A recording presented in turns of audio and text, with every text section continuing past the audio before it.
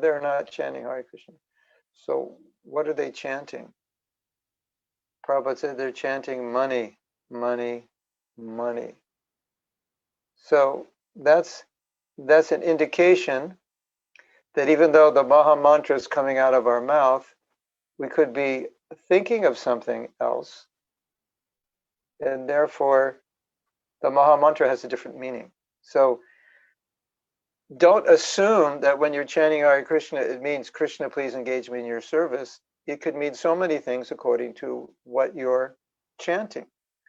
Now, another thing Srila Bhaktisiddhanta Saraswati Thakur said, which is quite interesting. He said, he described the holy name kind of like a deity installation, where you go to Jaipur, you have the deities carved, you get the deities, and now they're sitting in your closet, you're preparing the temple, the altar and everything, and at some point you install them, right? So before they're installed, what are they? Basically they're marble deities, but we don't worship them. We say, no, Krishna's not there. Then the pure devotee comes, he asks Krishna to descend, the samskars are done, the yajna is done, Krishna descends, and now he's worshipped. The Srila Bhaktisiddhanta said the holy name is a little bit like this. And he said something which seems a little bit different from what Prabhupada said, so we have to describe this a little bit to get a clear understanding. He said, Krishna descends, Krishna is not present in offensive chanting. So you're chanting, and we say, oh, Krishna's dancing on my tongue, he's present. And Srila Bhaktisiddhanta says, no, he's not present. In offensive chanting, Krishna is not present. He's present, he descends into the holy name when a devotee chants in the mood and the mentality that I am servant, that I want service, I want to become a pure devotee. This is what predominates my consciousness. This is what chanting means to me. So Krishna descends into his holy name. That sounds like the deity is being installed. The Nama Rupa is being installed when the devotee is in the mood of service. If the devotee is in the mood of Krishna, give me this, give me that, better job, better grades, better health, more money, etc., Krishna is not present in that name. He's present in the name, Krishna, let me be your servant. Let me serve you. So that's excuse me, that's a very important point to understand, that not all chanting is equal. Srila Bhaktivinoda Thakur said when we chant, we should meditate on the meaning of the holy name. So we shouldn't just chant mindlessly. There should be an emotion, a connection with what the holy name means. So what does the holy name mean? What were we, Prabhupada has given us this meaning, Krishna, please engage me in your service. And I want to open that up a little bit. This is I don't know if this mic, I don't know if this thing turns up or is that any better or worse? No, we can hear perfectly. It seems clear on my side. I don't think there's a problem. Yeah. Jagannath, turn up your volume on your phone. So, I think a lot of us take for granted when Prabhupada says, Krishna, please engage me in your service. It's a very simple definition, a very simple meaning, but it's actually much broader and much deeper than it appears on the surface. So Prabhupada explained this in a lecture, and I want to explain what he explained, and then I want to elaborate on it, because this is the main meaning Prabhupada has given us, and the Acharyas have given us many meanings. And the holy name, because it's Krishna and it's vast, can be approached in many ways and experienced in many ways, and the meanings are varied. But I would like for now to focus on this meaning. So Prabhupada explained there's a deep emotion behind this meaning, and the emotion is Krishna. For so many lifetimes, I've avoided you, I've turned my back on you, I've neglected you, I've been envious of you, I've taken from you, and now I've come by the grace of Srila Prabhupada, I've come to realize in this life I am a servant, but my conditioned nature is such that I don't want to serve. I still want to imitate you. I still want to enjoy. And so the prayer of the devotee when he's chanting or when she is chanting is, Krishna, please awaken within me the desire to serve. Awaken within me the tendency for service. Awaken within me or purify within me that conditioned tendency to turn that eternally conditioned tendency to turn my back on you. That eternally conditioned tendency to not want to serve but be served. That eternally conditioned tendency to not want to make you the enjoyer but enjoy. And it's interesting also because when we say, Krishna, please engage me in your service, sometimes we'll chant to enjoy chanting. We want to be the enjoyer of the Hare Krishna mantra. Oh, it makes me feel peaceful. I chant and I feel good. And I want to chant to feel peaceful. No, Krishna is the enjoyer. We're not the enjoyer of the holy name. We're the servant of the holy name. And ultimate enjoyment will come when we're fully merged in that service mentality. So we're chanting with a deep prayer to become purified. Krishna, servant. I want to be a servant. What kind of servant do I want to be? Sometimes I joke with devotees. I say, I don't chant. I don't want to chant my rounds today. Why? Why don't you want to chant? I say, I have too much service. If I chant, Krishna will give me more service. So sometimes devotees feel that way. I'm chanting for service. I have too much service. No, Krishna, please give me more service. No, Hare Krishna, Hare Krishna, give me less service. I have too much. No, that's not exactly what it means. It's the mentality. Krishna, within me, purify me of this mentality that I'm the enjoyer. Krishna, please purify me of this mentality that I am the controller. Krishna, purify me of this mentality that I can enjoy separate from you. Krishna, root out that every ounce of anything which is contrary to pure devotional service. That is supposed to be the mood of the devotee when we're chanting. And simultaneously, as I was saying before, the mood of the devotee when he chants is, Krishna, I want to be pure, but I have a conditioned nature which is pulling me away from that. And this conditioned nature is causing me to continually think that I can enjoy separately from you. Continually think that there's some happiness in this world that can come from anything but pure bhakti. To continually think that there are things in this world which are mine. To continually think that I need to expand my material facility. To be envious of this devotee. To be envious of this person. To be jealous. To be lusty. To be greedy. We're still battling these things. So the prayer, Krishna, please engage me in your service, also contains this mood. Please do not allow me to engage in the service of Maya. For so many lifetimes I've served Maya. She's beaten me. She's destroyed me. But still, due to my conditioning and my foolishness, there's this tendency to still want to engage in her service. So the prayer to be engaged in service is also the prayer to not be engaged in Maya's service, to not succumb to those influences when Maya speaks to us. Why are you chanting? Why are you serving? You should be enjoying. This will not make you happy. That tendency of Maya speaking to us, when we're chanting, we're praying, Krishna, please give me the strength to not listen. Give me the strength to always be facing you, not facing Maya. So all of us are conditioned. All of us have obstacles on the path. And so part of chanting, please engage me in your service, is a prayer also to overcome those obstacles. And I think a lot of us, when we're chanting, disassociate from these emotions, disassociate from this meaning, and become preoccupied with just 1,728 mantras.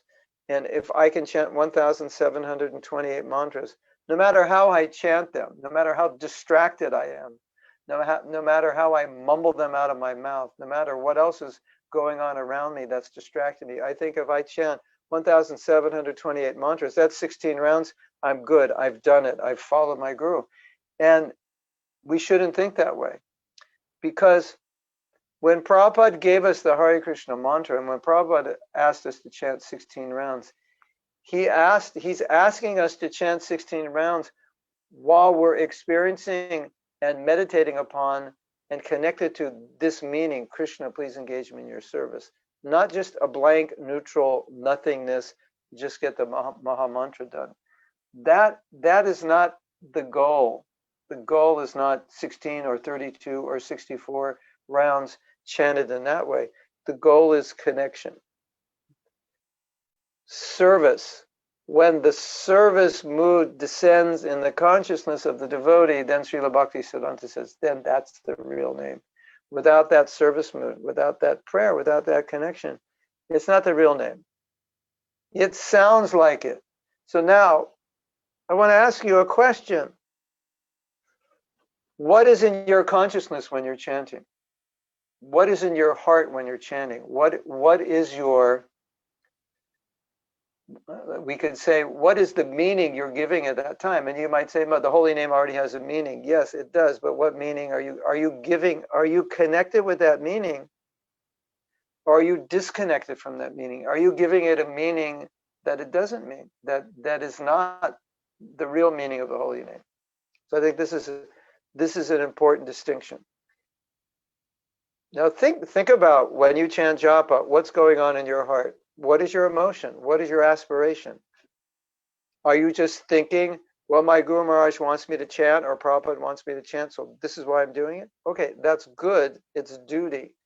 But is there anything beyond that? Is it just, I need to finish these rounds. This is part of the process of bhakti. I did my Tulsi Puja, I did my Artik, now I do my 4 rounds. Is that how you're thinking? Because if you are, you're not really chanting properly. It's not just another process to do as part of sadhana, the processes of sadhana bhakti. Japa is a very deep prayer. And I want to read some of the meanings that the acharyas have given to the holy name, because by reading them, you will be able to understand that the meanings are all manifestations of the devotee's emotional prayers. So another meaning that Prabhupada has given to the holy name is Krishna, please accept me. And this meaning is full of emotion because Prabhupada said, we don't deserve to ask Krishna to accept us. That's very, very heavy. We don't deserve to ask Krishna to accept us because we turned our back on him. Prabhupada said, you have no right to ask Krishna to accept you. That's a very heavy thing. And here, the Maha Mantra means, Krishna, please accept me. Why? Because even though we have no right, still within our heart, we're begging Krishna, please accept me. And I know I have no right, but I know you're merciful.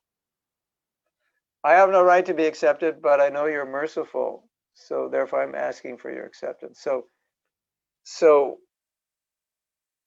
when a devotee is connected with this meaning and they're chanting, the mood is, I've turned my back for so many lifetimes. I've committed so many sins. I've tried to be Krishna. In so many lifetimes, I've separated myself from him. And now, by the grace of Prabhupada in this lifetime, I realize I'm eternal servant of Krishna.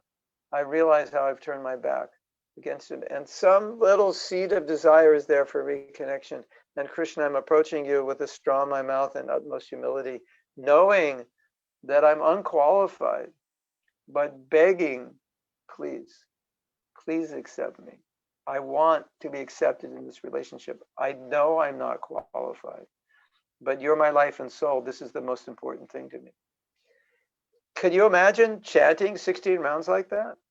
Basically almost crying, Krishna, I have no qualification, but this relationship is so important to me. I'm begging you to accept me. Would that be amazing? Amazing japa if we chanted that way? And compare the depth, the emotion of that, and the experience that you could get from that with some of the ways we chant normally, which is just trying to get our rounds done. Okay, I have so many rounds. Let's knock them off. Like you have things you knock off on your to-do list. Okay, I have to do this and that. Let's knock off I have to knock off my rounds. Don't ever say that, because that's only reinforcing this mood, this mentality. Oh, I have rounds to do. I've got to get them done. No, this is where we're deeply connecting with Krishna. This is where so much emotion comes. So we're going to, somebody said something? So we're gonna go over some other meetings and discuss them. And then we're going to do a little japa. Maybe we'll chant one round together, and we'll try to get into this mood, and then we'll take some time for discussion and questions. Okay, so another meaning that Prabhupada gave was, "Oh my friend, oh my friend." So Krishna's the dearest friend. Why is he the dearest friend? Oh, there's so many reasons he's the dearest friend.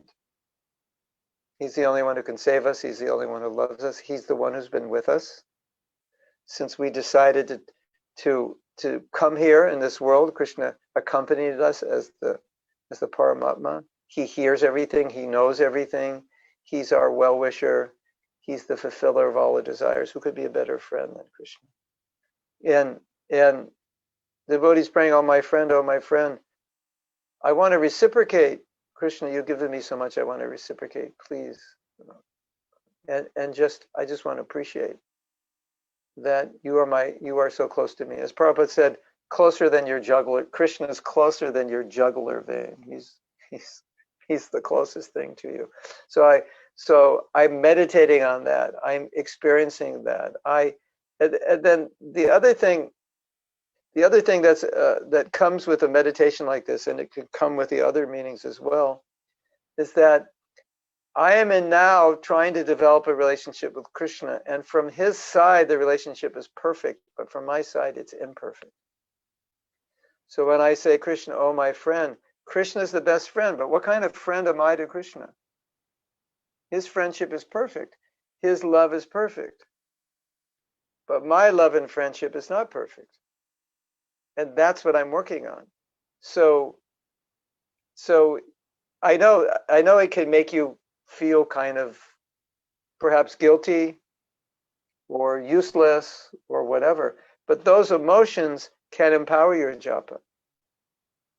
So guilt and feeling useless and so forth can be very toxic, but it can also be very empowering. Krishna, you are the perfect friend. I am not. I want to be. Hare Krishna, please help me appreciate more and more this friendship, this love you give, and please help me become the friend you are to me in the same way. So this is what's going on. It's kind of like you could call japa kind of like a relational therapy between you and God. It's like we're in therapy because he's doing everything right and we're doing everything wrong, and we want to do everything right, and we're working on correcting ourselves, right? But from his point of view, there's no correction on his side. The correction is totally on our side. So as we're chanting, we're praying, "Krishna, please help me." there's a prayer here, one of the meanings that unfortunately I didn't note which acharya has given this meaning. But here's a similar meaning. Krishna, please make me worthy to engage in your service, or please make me qualified to engage in your service. So we could also say, Krishna, please make me qualified to be in this relationship that you're offering me. Please make me qualified to love you because I know that's what you want and I'm not loving you. And I know you want my love and I'm begging you, please help me become qualified to give that love. Help me become qualified to understand what that love is. Help me become qualified in my consciousness to develop the right attitudes which are necessary to develop that love. All of this is contained within all of these prayers we've been reading. Let me read some more. This next one is beautiful. I love it. Well, I'll read the next two, the next three, because they're all similar. Krishna, please capture my heart and deliver me from the bondage to this material world. Krishna, please pull my heart to you. Krishna, please steal my heart with your sweetness. So imagine this meditation while you're chanting.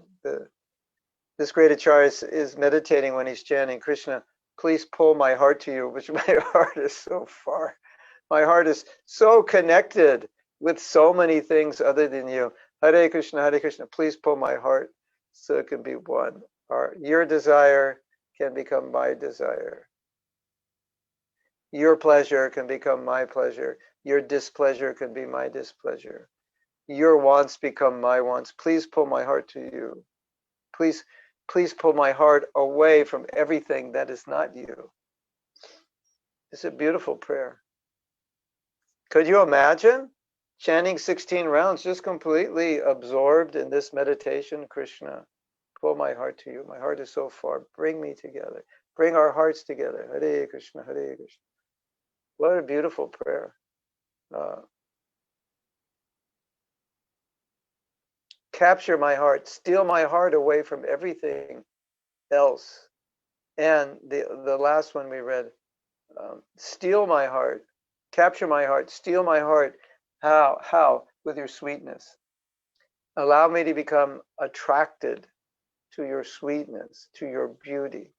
So I think you can kind of understand that in all these meditations, there's a similar mood, which is a prayer to be purified, to be attracted, to turn our back on Maya, to better our bhakti, better our consciousness. All these things are there contained. So what I wanted to hopefully inject within today's session is this idea that japa is not something you just get done. It's not something you knock off on your list. It's not time spent that's obligatory and you just do it because you have to. But japa is a relationship in which you're expressing to Krishna your deepest desires for purity, and you're opening up to Krishna what is going on with your anarthas and how these anarthas are preventing you from coming closer and how much you want to overcome them. And when you chant this way, it becomes a very sweet exchange.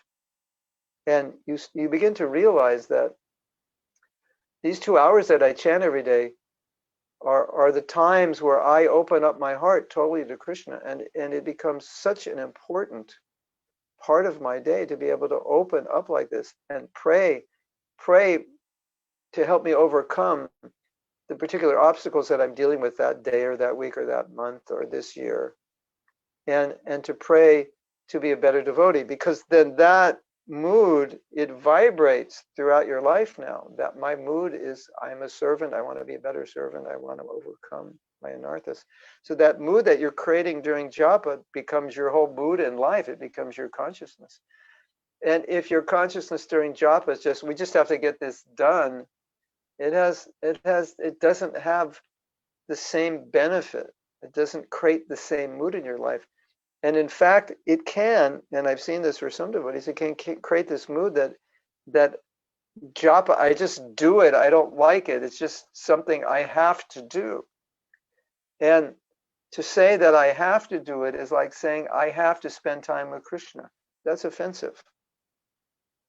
What if you heard a devotee tell you, I'm doing deity worship, I don't really want to do it, but I have to go on the altar and do it?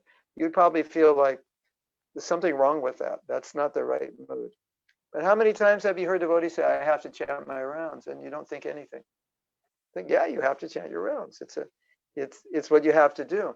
It's the same thing. This is not a chore.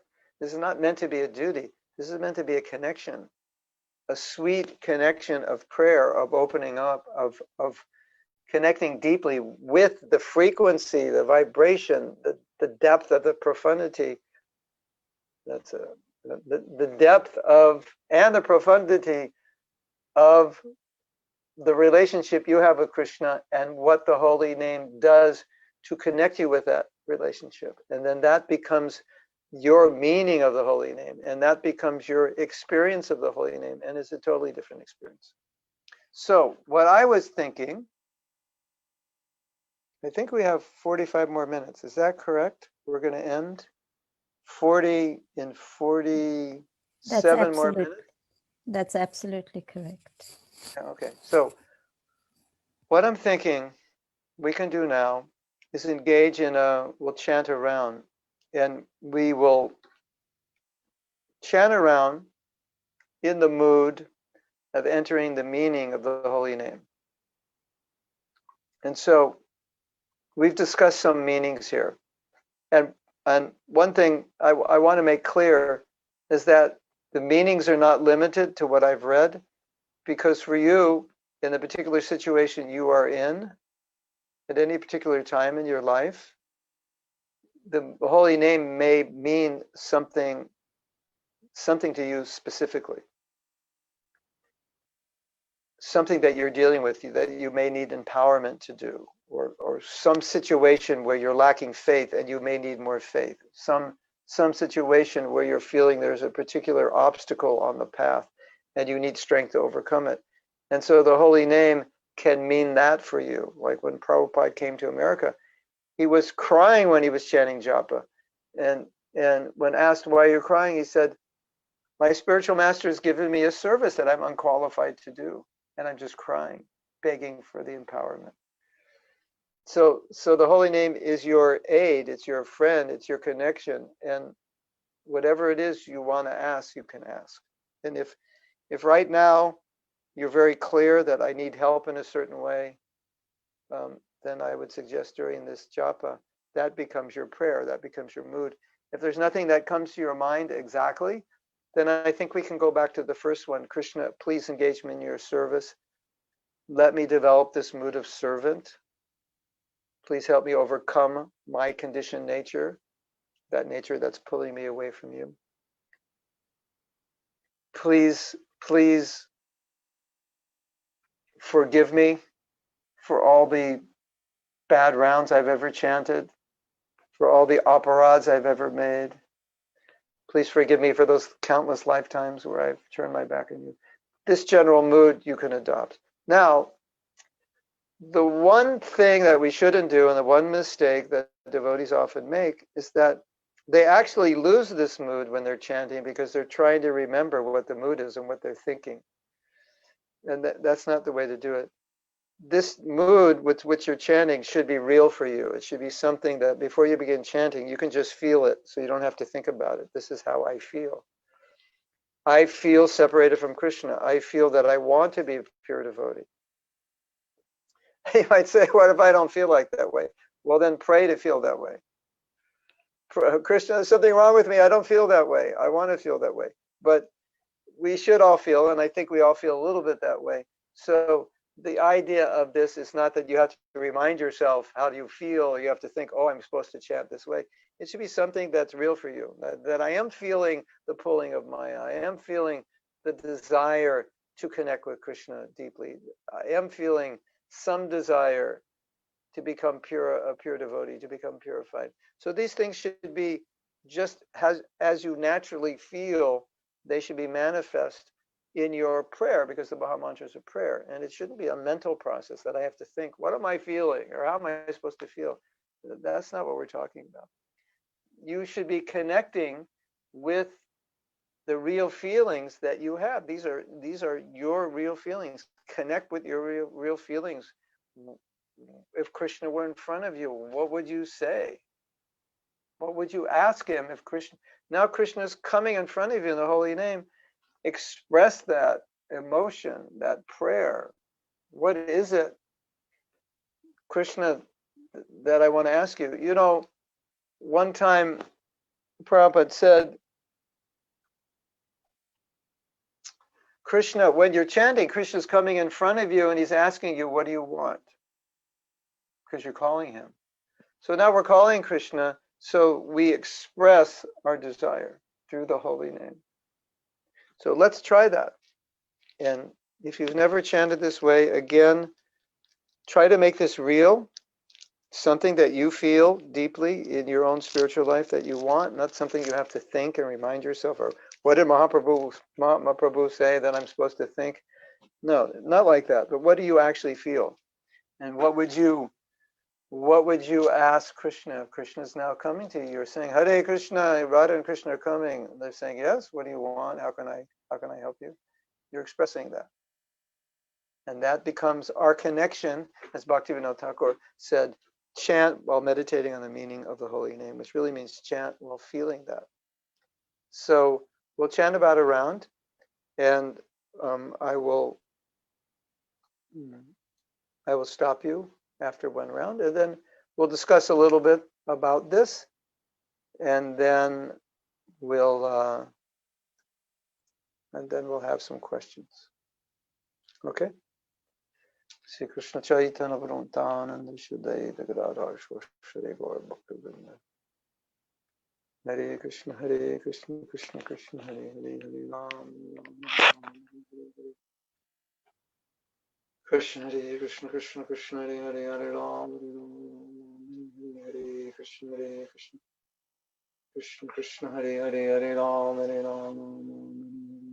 Krishna Krishna Krishna Hare Hare Hare Ram Krishna Hare Krishna Krishna Krishna Hare Hare Hare Ram Krishna Krishna Krishna Krishna Hare Ram Hare Ram Ram Ram Hare Hare Hare Krishna Krishna Krishna Hare Hare Hare Ram Ram Hare Hare Krishna Krishna Krishna Hare Hare Hare Ram Hare Krishna Krishna Krishna Hare Hare Hare Ram Hare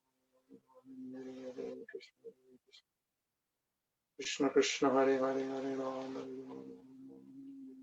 Krishna Krishna Krishna Hare Hare Hare Ram Krishna Krishna Hare Hare Hare Krishna Krishna Krishna Hare Ram Krishna Krishna Krishna Krishna Hare Hare Hare Ram Ram Hare Hare Hare Krishna Krishna Krishna Krishna Hare Hare Hare Ram Hare Krishna Krishna Krishna Hare Hare Hare Ram Hare Krishna Krishna Krishna Hare Hare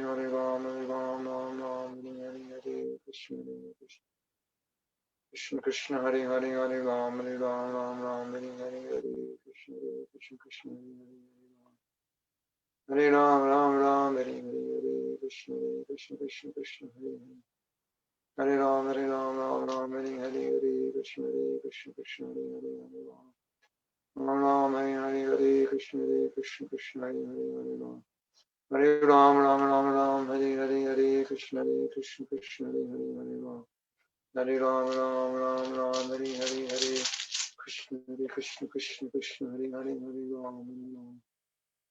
Ram Hare Hare Krishna Krishna Hare Hare Ram Hare Hare Hare Krishna Krishna Krishna Hare Hare Hare Ram Ram Ram Hare Hare Hare Krishna Krishna Krishna Hare Hare Hare Ram Ram Ram Hare Hare Hare Krishna Krishna Krishna Hare Hare Hare Ram Ram Ram Hare Hare Hare Krishna Krishna Krishna Hare Hare Hare Ram Ram Ram Ram Hare Hare Hare Krishna Krishna Krishna Hare Hare Hare Ram Ram Ram Hare Hare Krishna Krishna Krishna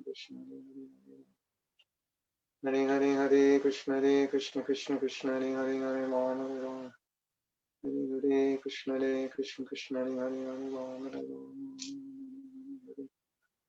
Krishna Krishna Krishna Hare Hare Hare Ram Ram Hare Krishna Krishna Ram Ram Hare Hare Hare Krishna Krishna Hare Hare Hare Ram Ram Hare Hare Krishna Krishna Krishna Hare Hare Hare Ram Ram Hare Hare Krishna Krishna Hare Hare Hare Krishna Krishna Krishna Hare Hare Hare Ram Ram Hare Hare Krishna Krishna Hare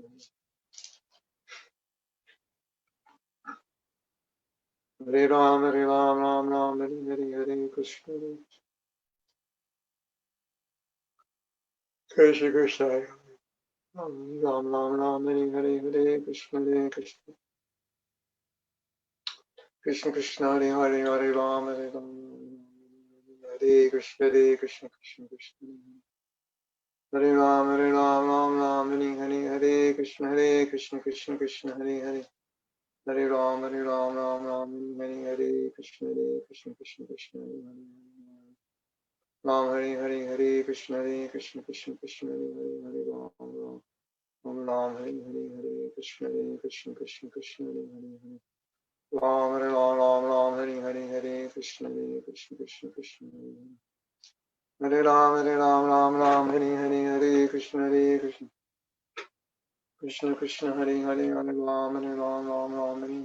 Hare Hare Ram Hare Hare Hare Krishna Krishna Krishna Hare Ram Hare Hare Hare Krishna Krishna Krishna Hare Hare Ram Hare Hare Hare Krishna Krishna Krishna Hare Hare Hare Ram Hare Hare Krishna Krishna Krishna Hare Hare Hare Ram Ram Hare Hare Hare Krishna Krishna Krishna Hare Hare Hare Ram Ram Hare Hare Hare Krishna Krishna Krishna Hare Hare Hare Ram Ram Hare Hare Hare Krishna Krishna Krishna Hare Hare Hare Ram Hare Hare Krishna Krishna Krishna Hare Hare Hare Ram Hare Krishna Krishna Hare Ram Hare Hare Hare Krishna Krishna Krishna Hare Hare Hare Ram Hare Ram Hare Hare Krishna Krishna Krishna Hare Hare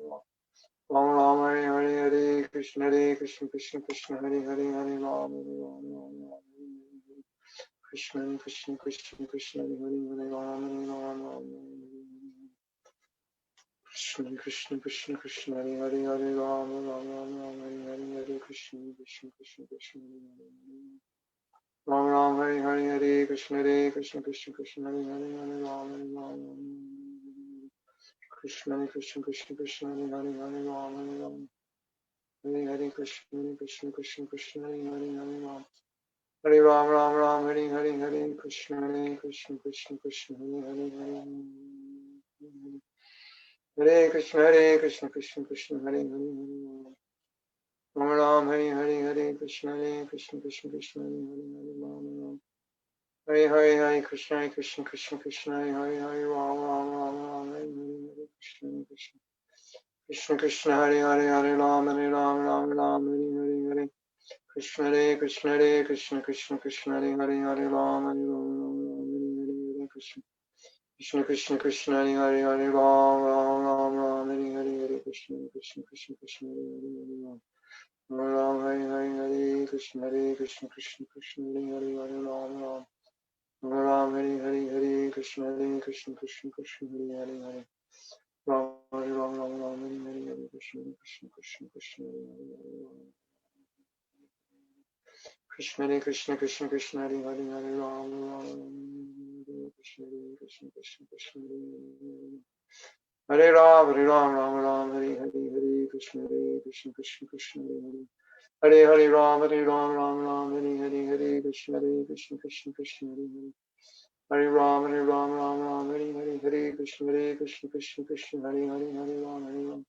Ram Ram Hare Hare Hare Krishna Krishna Krishna Hare Hare Hare Krishna Krishna Krishna Hare Hare Hare Ram Ram Ram Hare Hare Hare Krishna Krishna Krishna Hare Krishna Krishna Hare Hare Hare Ram Krishna Krishna Hare Hare Hare Ram Ram Hare Hare Krishna Krishna Hare Ram Hare Hare Krishna Krishna Hare Hare Krishna Ram Ram Hare Hare Krishna Krishna Hare Hare Krishna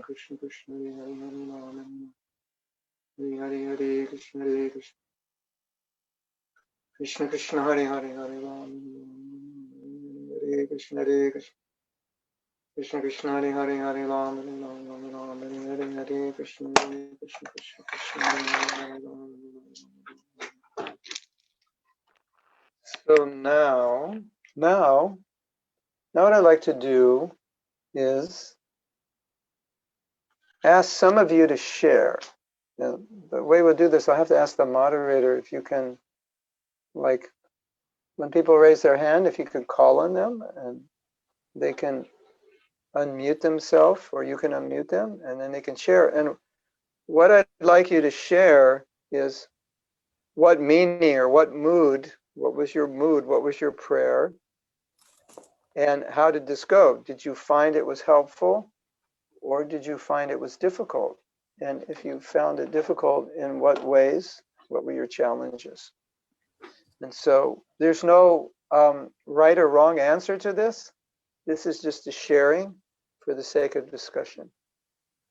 So I think Jagannath Kirtan, you're the host? We have Dina Nakampu Mataji who's facilitating this part. Please, Mataji, if you can go through that. Yes. Okay. All right. So you can someone raise their hand either physically or otherwise, and then you can let them speak, and then we'll discuss. Okay. Okay, Madhavi Gopi Mataji. Hare Krishna. Can you highlight the speaker? Is that possible? Hare Krishna. Yes. Yeah, first of all, it was a wonderful session, and the way you explained on that guidelines when I tried to chant, I felt that I don't know about the past lives, but in this life, whatever Krishna has given me, from in what state I was, and from that there he has brought me till here, I have never expressed true gratitude to Krishna. Like many times we keep saying thank you and give gratitude to all the other persons around us, but Krishna, who has given so much to me, I have never truly from the heart expressed that gratitude. So that was very nice for me. Thank you. Beautiful. And you can also express, Bhaktivinoda Thakur says, you can also express remorse for not having expressed the gratitude, and also express remorse for having chanted without expressing that gratitude, without that feeling. And that will also empower you in chanting. It's like the opposite side of the same emotion. Thank you for that. That's beautiful. I'm very happy for you.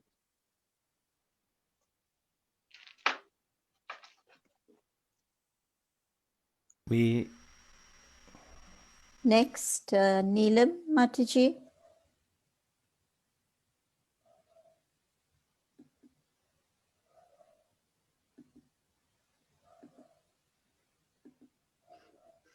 Hare Krishna, Prabhuji.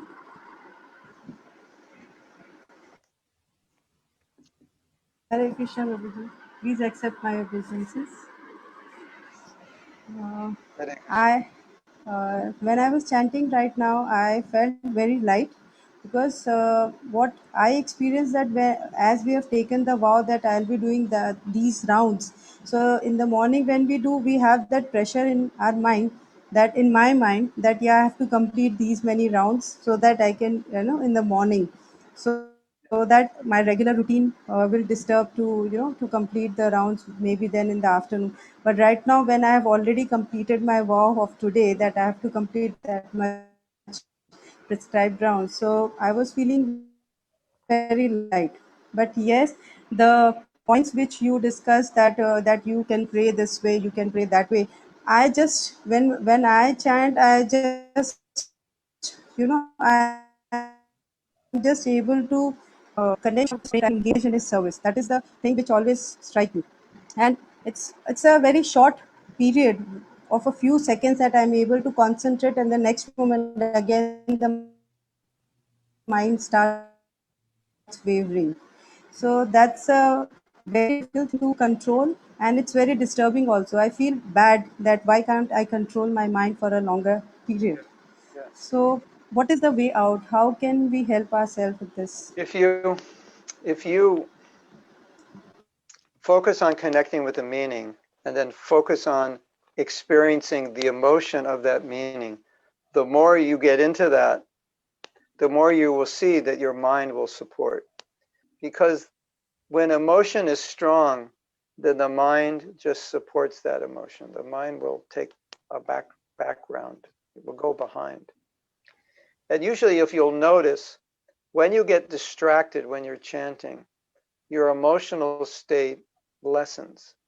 So let's say you were like you were saying, you were feeling, Krishna, I want to serve you. I want to be engaged in your service. That's the predominant mood you have. You will notice that when you go into your mind, you lose that mood, because when thoughts take over, because the mind has three functions: thinking, feeling, and willing. So when thinking takes over, it predominates over feeling and willing. When feeling takes over, it predominates over thinking and willing. So whatever is going to predominate, that kind of subdues the others. So when you connect more emotionally and you're in the mood of praying, then that's when you're going to see your mind is just going to, it takes over the mind. And it, without even trying, all you have to do is focus on the emotion. And the other point that you made, which I think definitely needs to be addressed, that when you enter your japa session, I have this much time, I have to finish my rounds, then it's losing its depth, it's losing its connection, it's losing its meaning as a relationship. Just like if your husband says, you say, can we spend some time together? And he says, well, I have 15 minutes right now. How do you feel? You feel like he's giving, after 15 minutes, it's over, I have to do something else. We shouldn't take japa that way. So we should enter chanting our rounds just as a relationship, as a connection, and don't worry about the number and the time. And that is how relationships work. So try to apply these things, and I think they will help. And naturally, the mind is going to wander, because that's what it does. But one last thing I would like to suggest is that when you chant, do the best you can to put everything in your life on hold. Just say, okay, now I'm chanting. Now I'm giving my attention to Krishna. So when you respect someone, you give them your attention, isn't it? So Rabindranath Swarup used to say, give Krishna the courtesy of your attention when you're chanting.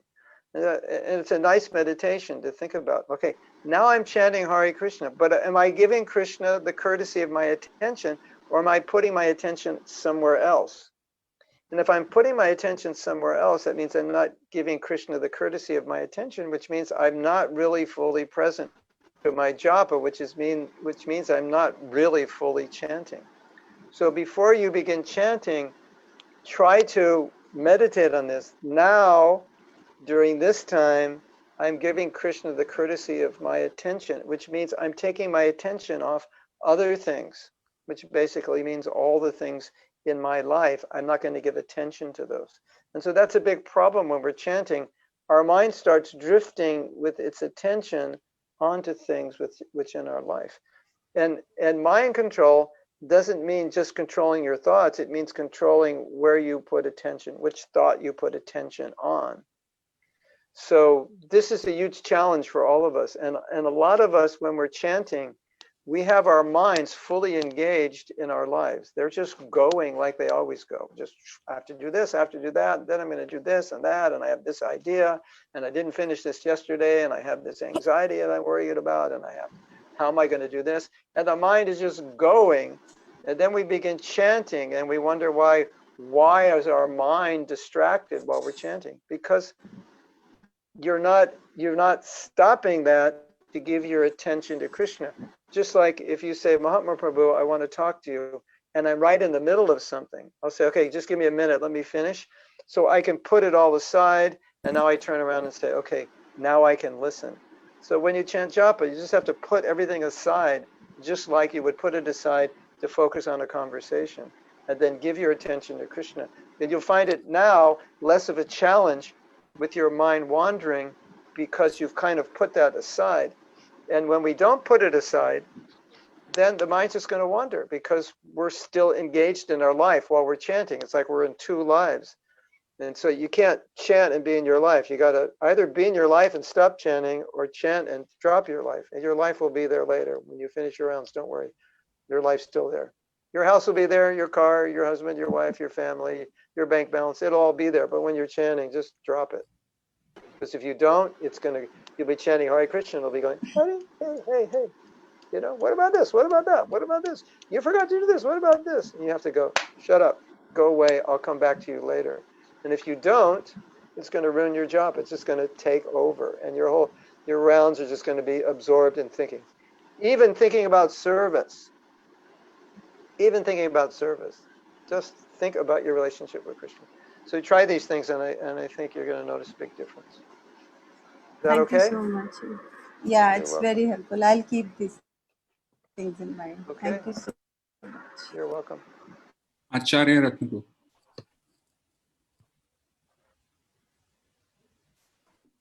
Hare Krishna, Prabhu. Right. Extremely Krishna. happy to be part of this japa retreat. So amazing. So I was thinking this feelingly chanting is very difficult, but the way you Yes. explained the meaning, it was very nice. You were saying that we should just connect to our natural feeling. Yeah, exactly. And that was a really very great experience. That just to feel. I was just thinking, when will I chant lovingly as service to O Krishna? I've been just doing it just to do it. But just when will that time come, I will chant lovingly. So, just being moved in that, it was really amazing experience, and it was more easier than what I imagined. Yes. That's such an important point. I'm glad you brought it up, because in my journey of my own japa and my own teaching, one day this dawned on me that this meaning, Krishna, please engage me in your service. Please don't engage me in Maya's service. This is how we feel all the time, because we're always confronted with Maya, and we're devotees, and we want to become pure devotees. That's why we're here, and we don't want to give into our conditioning. And it dawned on me, and I said, wait a minute. We don't have to adjust. We don't have to bring in anything artificial. We just have to go along with naturally our experience daily. This is what I want, and this is what I don't want, and bring that in the holy name. And you connected with that. And I'm so happy you connected with that. And I hope everybody is paying attention to this. This is you're just bringing in your natural feeling into the holy name. It's not artificial. It's not some great elevated thing that some acharya said, but this is our practical reality. We're suffering from separation from Krishna. Krishna, I'm suffering. I don't want to turn against you. I want to be for you. I want to be pure. That's how we feel all the time. And you bring that feeling into your japa, it's so easy and natural. Like Acharya Ratna said, it's such a beautiful meaning, because it's something we all relate to. So thank you, Acharya Ratna, for bringing that up again. Hare Krishna.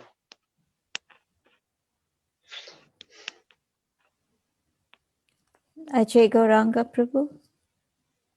Hare Krishna Prabhuji, Dandar Pranam. Hare Prabhuji, it was a very nice experience. I was chanting in the mood that you are only my friend Krishna. I have so many material friends. They are with me for material reasons. As soon as their material interests are over, they leave me. You are only who will be with me forever.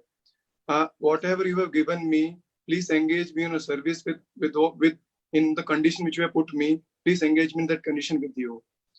Prabhuji, I was praying with this mood, but sometimes it happens that I am a grasta. I have some duties to fulfill. So Yes. I have a business to carry on. So Yes. I'm doing my 16 rounds very attentive and trying my best. But it happens just this like this Purushottam Mass is going on. We have to chant more. So I get less time to chant attentively properly. So Yes. that time, what should I do, Prabhuji? Well, there's no great credit in chanting bad rounds. So that I think we have to establish that, like sometimes we think, let's say you made more money, but it was all counterfeit money, no benefit. Someone paid you in counterfeit money. So one time a devotee wrote Prabhupada and said, Prabhupada, I'm chanting 25 rounds. And I think Prabhupada knew that he wasn't chanting well. And Prabhupada said, first chant 16 good before you chant 25 bad. So, increasing the number of bad, it's like I'm doing, exercises all in the wrong way, but I'm doing more of them. So, what's the point, So a lot of times being in Grihastha life, there are a lot of limitations we have that brahmacharis don't have, which is one of the reasons a lot of men don't get married, because they think, oh, if I get married, I'll have these limitations. But some of us do get married, and we have to accept the limitations of that ashram. And so sometimes within that ashram, we're busy in so many things. And we may not be able to peacefully focus chanting extra rounds. And if that's the case, then we have to accept that reality. But I'm definitely not one who's in favor of just chanting more bad rounds. And there's another reason I'm not in favor of it. And this is an interesting reason.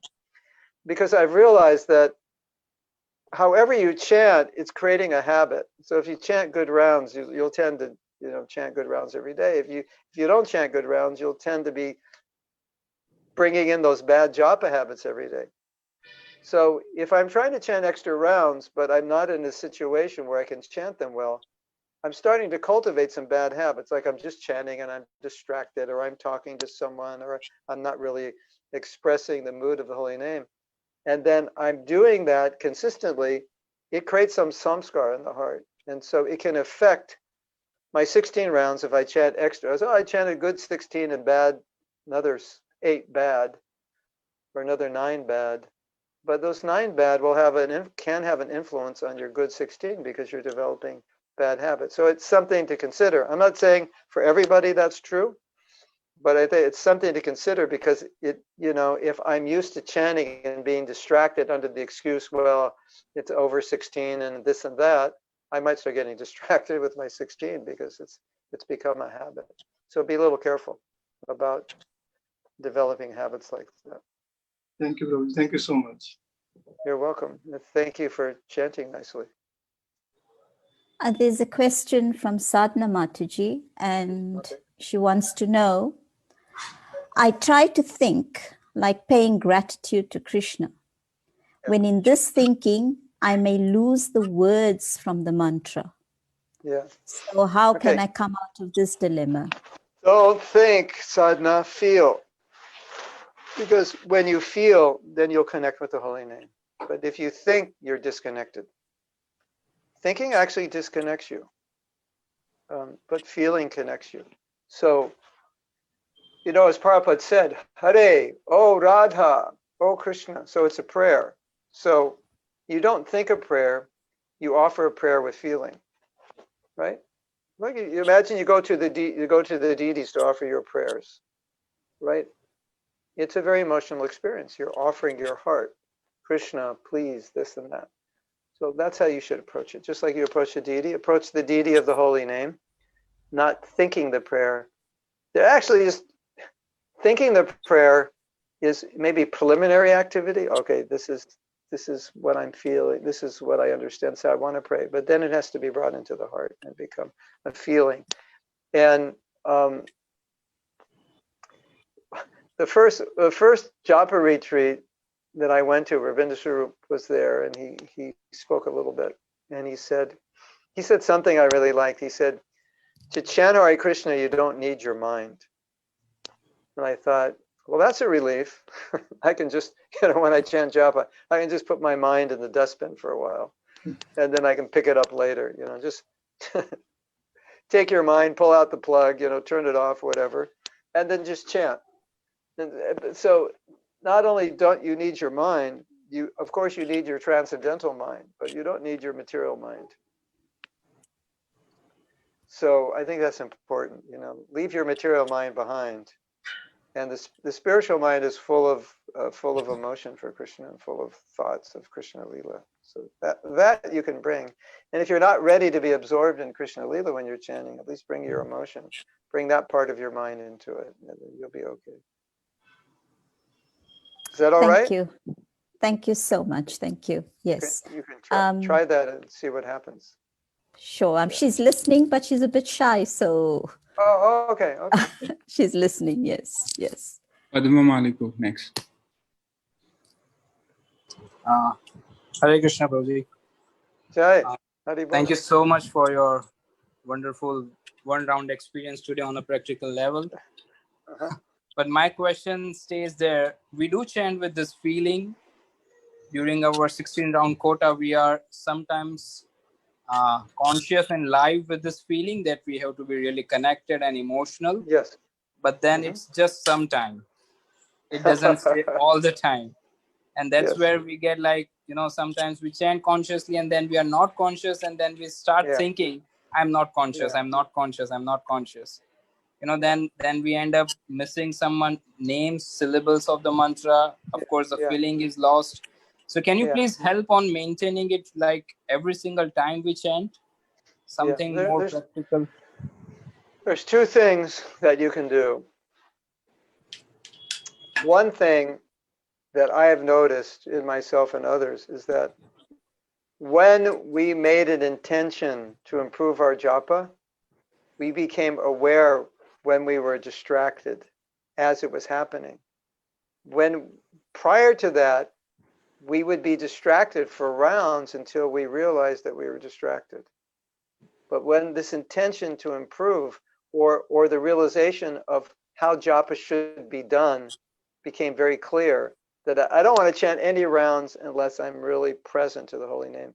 Well, that was very clear. We would catch ourselves right away. Oh, I deviate, like on the third bead, we'd catch ourselves instead of the third round. So that's one thing. Well, I said there's three things. And the second thing, which is connected to the first thing, is what has helped a lot of devotees is just defining in your own heart that this is what chanting is, the way you described it, that emotional connection. That's chanting. That's what I'm supposed to be doing. And the other thing that I'm doing is just saying the name and being distracted. That's not what I'm supposed to be doing. That's not real japa. That's not the holy name proper. And so if that is very deeply embedded in your consciousness, you're going to find that your chanting is going to improve. You're going to be much more present because you're conscious that this is the way to do it. And just like take something material and you become aware of how to do it. Then you may have not done it properly before, but now because you're aware of this is how it should be done, you always refocus on the right way when you get distracted and do it the wrong way. The third thing that I would suggest is before you chant, try to create that mood before you start, like get in that mood that I'm trying to connect, like we did today, something similar. And then as you're chanting, if you lose that mood, just remind yourself, this is the mood this is the connection I'm trying to make. And as you practice this, like I was saying earlier, practice creates habits. It creates samskars. So as you practice this, a little more difficult in the beginning, as you practice this, one day you're going to realize that this is just how you naturally chant because you've done this for so long. It becomes your normal way to chant. And this distraction is part of the normal way now. So now it's kind of like you have to fight not to be distracted. Whereas if you practice not being distracted, at some point, it's just you'll just be focused because that's the way you've practiced chanting. So this is a very important point because our daily japa is implanting japa samskars. It's like a blueprint. Wouldn't it be amazing if you came to a point where you couldn't chant bad japa? You just had programmed yourself, you habituated yourself by your effort over an extended period of time, months and months and months of working on your japa, that you develop these samskars that you couldn't actually chant in a distracted, heartless way. Wouldn't that be amazing? If you could do that? Yes. Well, that happens. If you practice, that will happen. And that's my encouragement to everyone. You know, my ultimate goal is in my teaching of japa is to bring you to a point where it becomes impossible for you to chant bad japa. You can't do it. And someone says to you, how do you chant good japa? And you think, and you start thinking, and you say, I don't know how to chant bad japa. I can't answer your question. I forgot how to chant bad japa. That's the state we want to come to. What's bad japa? I don't know, Prabhu. I haven't chanted bad japa in so long. I don't know what it is. I don't know how to do it. When I just pick up my beads, I've developed these samskars, these ways of chanting, and that's just how I do it, right? And now think about it, right? Think about it. Could I Indra lead a bad kirtan? Could Satsarup Maharaj write a bad book? Could Hridayananda Maharaj or Rabindra Swarup or Radhanath Swami give a bad lecture? They don't know how to do it. They can't do it. It's not possible because they've honed their skills, their samskars. This is how they do it. And so if you ask them, ask your Guru Maharaj how to give a bad lecture, they'll say, what? I don't know. I don't know how to do that, right? But it's the same thing. You ask your Guru Maharaj, how do you chant bad japas? I don't know. I don't know what that is. I haven't done that since I was a young devotee. So that's what you want to do. You want to work on it to the point where good japa is just what you do. Just like, you know, your Guru Maharaj, he gives a good class every time. Or, like, you know, Badahari, Ayendra, you know, Kadambakana Swami, they always give amazing kirtans. It's just what they do. Does that make sense? Is that good? Thank you so much, Prabhuji. Thank you for your right instruction. Yeah. It makes a lot of sense. Thank you, Prabhuji. Hare Krishna. Param Karuna. Yeah. Hare Krishna, Prabhuji. That was an excellent explanation. Yeah, Param Karuna Das, Prabhu. That was an excellent explanation. Definitely, we are enlightened on those points you have just now given. I was in the mood of, concentrating and begging Krishna to develop my taste, the taste of, doing japa, so that I can taste the nectar of being with Krishna's name, as Krishna itself is his name. Sometimes the feelings which we develop while doing japa are according to the mood which we have just now done, but sometimes it goes away, and I sometimes experience that I'm seeing Krishna doing his Leela with Radharani and gopis, and there are different type of moods coming right there in the whole, Yes. 16 rounds. Yes. So, I mean, how do, this is fine. I should move on those lines, or one mood, 16 rounds. This should be the mood. Yeah. Yep. If Krishna comes into your mind, don't kick him out. You know, Prabhupada was asked this question, and, is it okay to meditate on Krishna Leela? And one time Prabhupada said, when you chant, you should be thinking of Krishna Leela, and if you can't, then just listen. So it was like, okay, everybody says, listen, just listen. And Prabhupada saying, well, that's if you can't meditate on the Leela, if you're not on that level.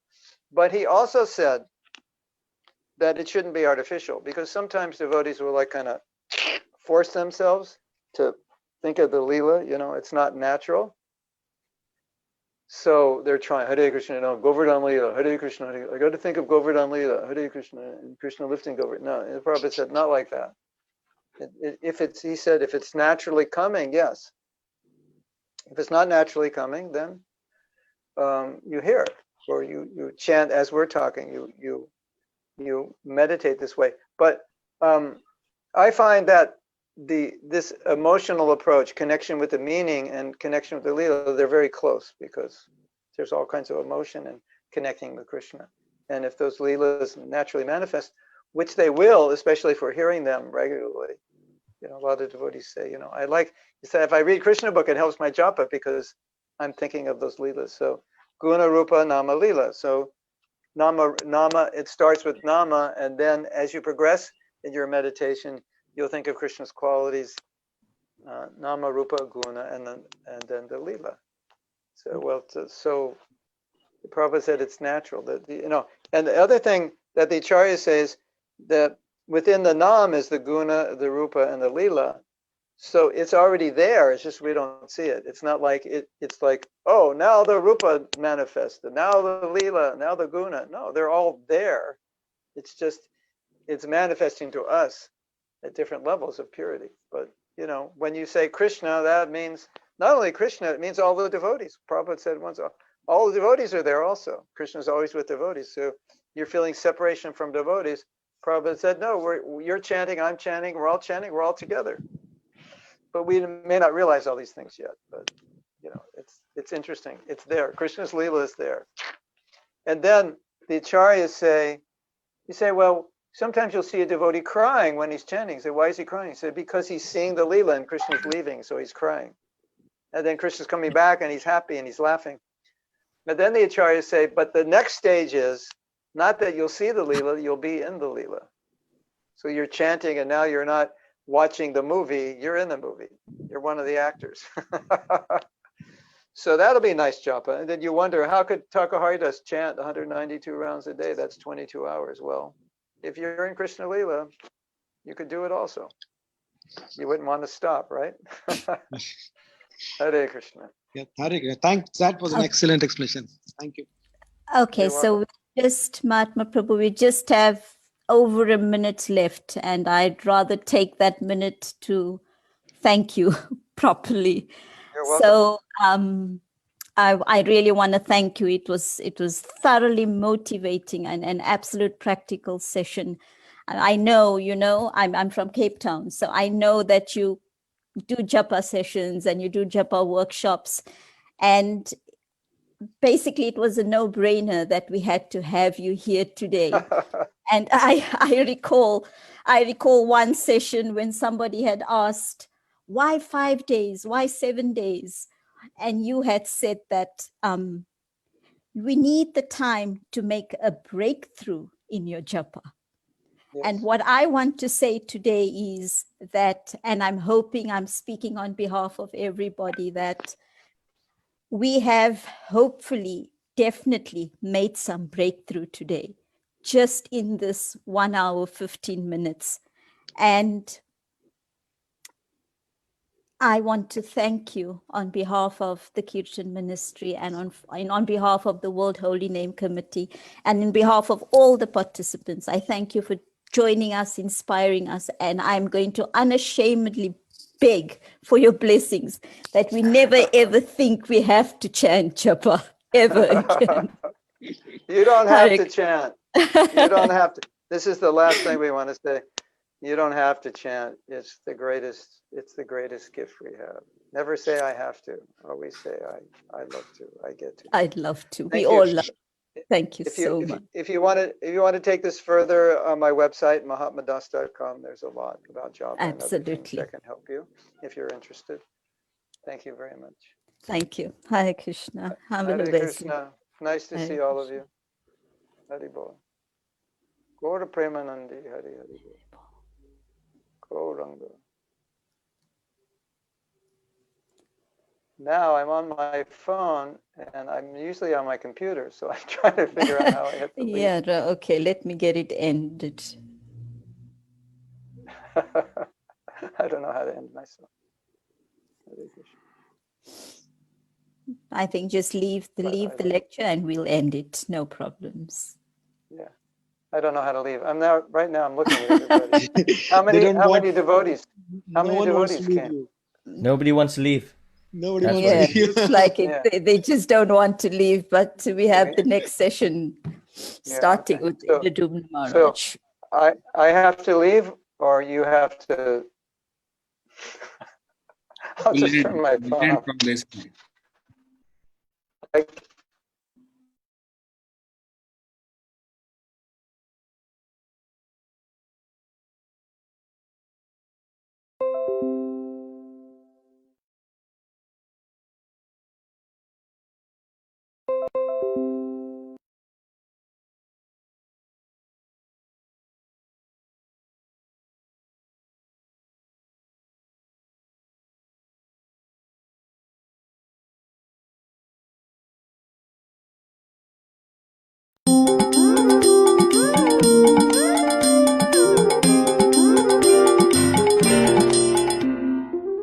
Hare Krishna.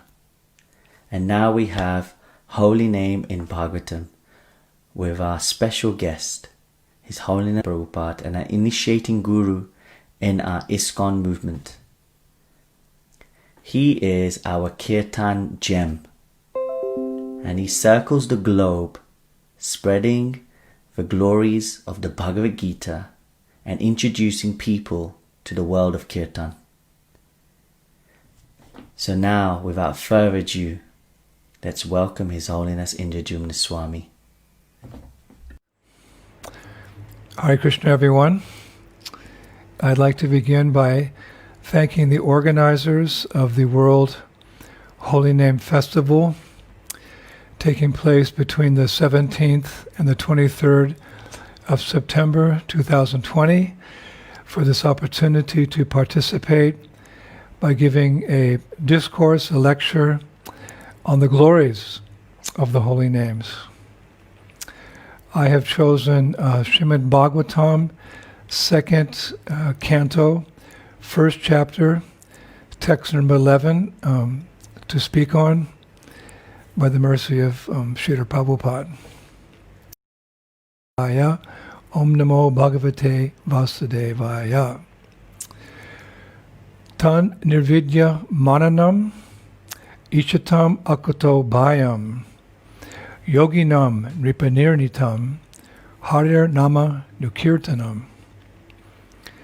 Translation.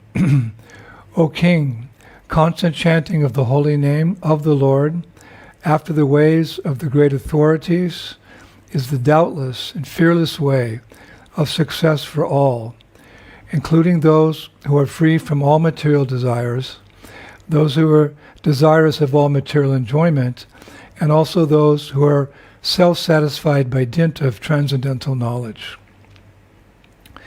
Purport by His Divine Grace, Srila A.C. Bhaktivedanta Swami, Srila Prabhupada. In the previous verse, the great necessity for attaining attachment to Mukunda has been accredited. There are different types of persons who desire to attain success in different varieties of pursuits. Generally, the persons are materialists who desire to enjoy the fullest extent of material gratification.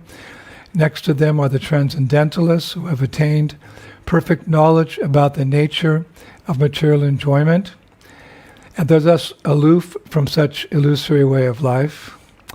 More or less, they are satisfied in themselves by self-realization. Above them are the devotees of the Lord, who neither aspire to enjoy the material world nor desire to get out of it. They are after the satisfaction of the Lord Sri Krishna. Oma Gyan Timirandasya Ganangana Shalakaya Chaksuramilitam Jena Tasmai Sri Gurave Namaha. Sri Chaitanya Manobishtam Stapitam Jena Bhutale Swayam Rupa Kadamayam Dadanti Svapadantikam. Jai Shri Krishna Chaitanya Prabhu Nityananda Shri Advaita Gadadhar Shivasadi Gaur Bhakta Vrindam Hare Krishna Krishna Krishna Hare Hare Hare Rama Rama Rama Hare Hare. Srila Prabhupada Ki. So, in this verse, we hear some of the glories of the holy names of Krishna and the benefits that one can attain by chanting them. As we all know, the Lord has unlimited holy names. Sri Chaitanya Mahaprabhu says in his Shikshashtakam, Nam Name Akari Bahudiha Nijasharva Shaktish, that the Lord has hundreds and millions of names like Krishna and Govinda. It's interesting to note that although the Lord has unlimited names, we're instructed by our acharyas specifically to chant the name of Krishna. If all the names of God are absolute, why are we encouraged to chant Krishna in the form of the Hare Krishna Maha Mantra? Well, there are a number of reasons. Srila Bhaktivinoda Thakur has described that although all the names of Krishna are indeed absolute, meaning non-different from him, some names he describes as primary and some names he describes as secondary. Those are the terms he uses.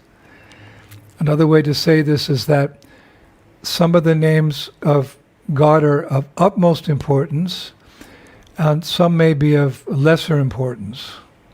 Of course, not any name of God is less important, but let us say some have more power and more potency than others. Shastra says, for example, 1,000 names of Vishnu are equal to one name of Ram, and 3 names of Ram are equal to one name of Krishna.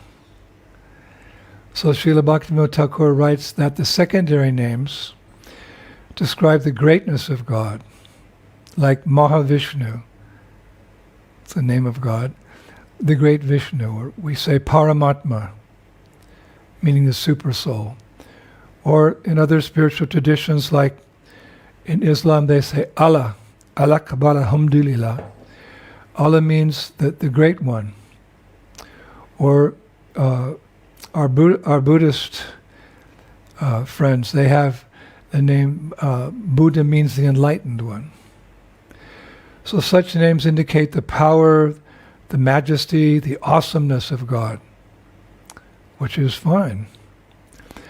But in our Gaudiya Vaishnava tradition, we have names like Yashoda Nandana, Gopijana Bhalaba, Giravaradhari. These reveal the very sweet and confidential nature of the personality, the characteristics, and pastimes of the Supreme Lord. Now, the result of chanting such primary names of God is revealed in the Namashtaka. Agadhamana Yashoda Nandana O Nanda Shuno Kamala Nathayan Gopichandra Vrinda Vanendra Pranata Karuna Krishna It Yenaka Swarup Twayi Mai Ratir Uchair Vardam Namadeya. The translation. O killer of the demon Aga, O son of Yashoda, O son of Nanda, O lotus-eyed one, O moon of the gopis, O Lord of Vrindavan, O merciful to the submissive, O Krishna, you have mercifully manifested in various forms. May my attachment for you be greatly increased. Now, chanting secondary names of God awaken appreciation for God, but chanting these primary names of God, they awaken a deep love for Him. This is the difference. We need to, of course, establish a relationship with God and appreciate Him. That is actually the first step in the science of self-realization. God is very great and we are His servant. But as one advances, one becomes very advanced, one's love for Krishna awakens. So our process is to chant these primary names, both to develop an appreciation for Krishna and to awaken our deep love for him. And of all the primary names of God, the most potent of God is his original name. We were chanting so many different names: Gopi Chandra, Pranata Karuna. These are primary names. But of all the primary names of God, the most potent of God's primary names is his original name. His original name? Yes, he has an original name.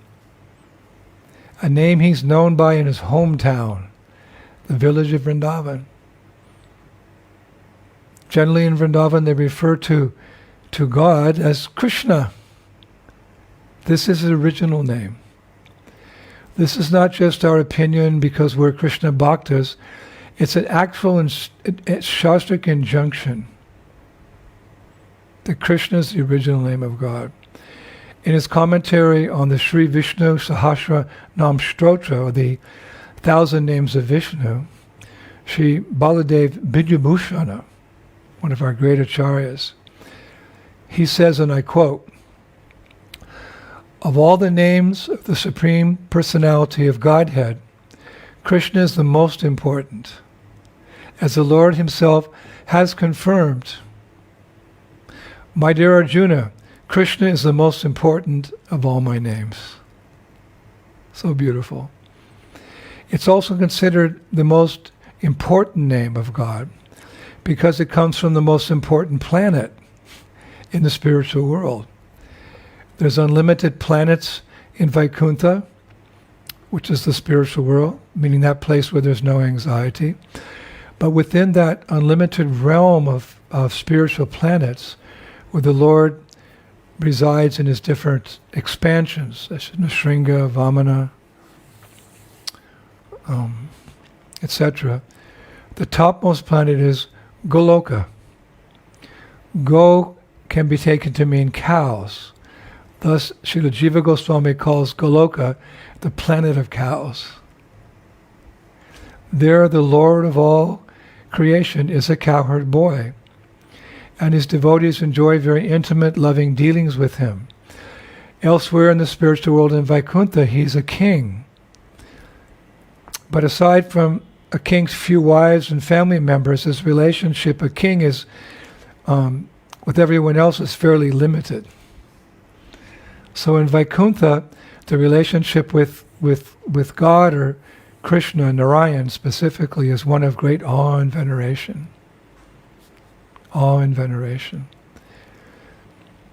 which is very nice. Many Krishna devotees have that relationship with the Lord in Vaikuntha. Nrsinga Bhaktas, Bhaktas of Trivikaram, etc. But in Goloka, Krishna's not a king. He's a cowherd boy. And so his friends and associates, everyone can play with him.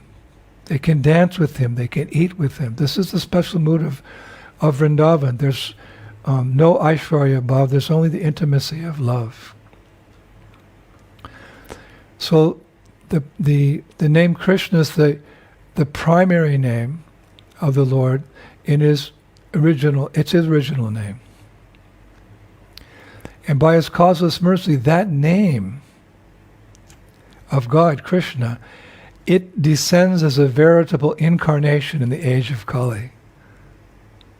We know so many different incarnations of the Lord. Prabhupada said, one of his purports, the incarnations of the Lord are as innumerable as the waves of the ocean. And there's many oceans on this earth planet, and many beaches. Of course, there's waves at sea also. So many waves. You couldn't even imagine how many waves there are. Every day, every week, every month, every year, every kalpa, so many waves. So there is as many incarnations of the Lord in his various forms that appear on this, in this material world, in this planet. But here's a special incarnation. The Lord comes in the form of his holy name. Golok Premdan Harinam Sankirtan. The Lord comes from the spiritual world in the form of his holy names. Or Kali Kali Nam Rup Krishna Avatar.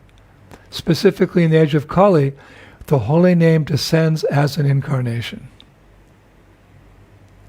Now generally an incarnation of the Lord accomplishes three things.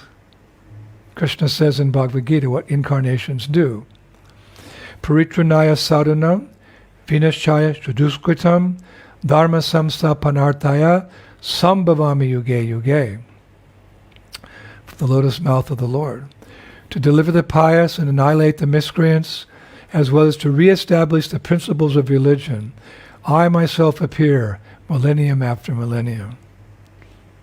So if one carefully observes the pastimes of the holy names in Kali Yuga, we'll see that Sri Nam Prabhu does in fact act as a bona fide incarnation. What's the criteria? To deliver the pious, to annihilate miscreants, and to reestablish principles of religion. All the incarnations do this in various ways. But to be called an incarnation, you have to be able to do this. So does the holy name do this? In order to be understood as an incarnation, yes. The holy name delivers the pious, the holy name delivers devotees. Where's the example? Just look in the mirror. Does the holy name annihilate the demons? Yes, in the sense that the holy name destroys the demoniac consciousness of demons or materialistically inclined persons and makes them at least favorable to the Krishna conscious movement. That's the power of the holy name. It destroys the demoniac mentality within the heart or within the mind. Does the holy name reestablish religion? Well, one definition Prabhupada said of religion is the foundation of religion, the four principles upon which religion stands or is founded. And those are cleanliness, truthfulness, mercy, and austerity. So when someone begins to come in contact with this incarnation, when it dances on the tip of their tongues, as Prabhupada said, one becomes purified and one becomes inclined to become clean, to become truthful, to become merciful, to become austere. Just like when one comes in contact with a potent medicine, the effects of the disease go away and a person becomes healthy. So by chanting Hare Krishna, our bad qualities go away. And the qualities of cleanliness, truthfulness, mercy, and austerity become part of a devotee's life. So yes, we can say the holy name acts as a veritable incarnation, delivers devotees. In other words, we were non-devotees before we became devotees. It destroys demoniac qualities, sinfulness. When those things come in contact with Krishna's holy name, just like there may be darkness, but when the sun rises in the morning, all darkness dissipates. So where the holy name becomes present, everything becomes auspicious in due course of time. And religion is reestablished by the worldwide chanting of the holy names. Actually, one time Prabhupada said, if it wasn't for the Hare Krishna movement, which is, let us say, the International Society for Krishna Consciousness, which is one of the main arms of Chaitanya Mahaprabhu's Sankirtan movement, if not the principal arm, we'll say. If it wasn't for this movement spreading the chanting of Hare Krishna all over the world, Prabhupada said the world would be in a much worse condition now. And one time he said if only 1% of the world was chanting Hare Krishna, the world would change. And change is required, especially now. Now if you read the newspaper or watch the news, you can see we're in a dire predicament. And we can probably take an educated guess it's going to get worse before it gets better. And if we look at the general age of Kali, it just degrades becomes worse and worse and worse. But now we're fortunate, people of the world are fortunate. It's described we're in the 10,000 years of Chaitanya Mahaprabhu's Sankirtan movement.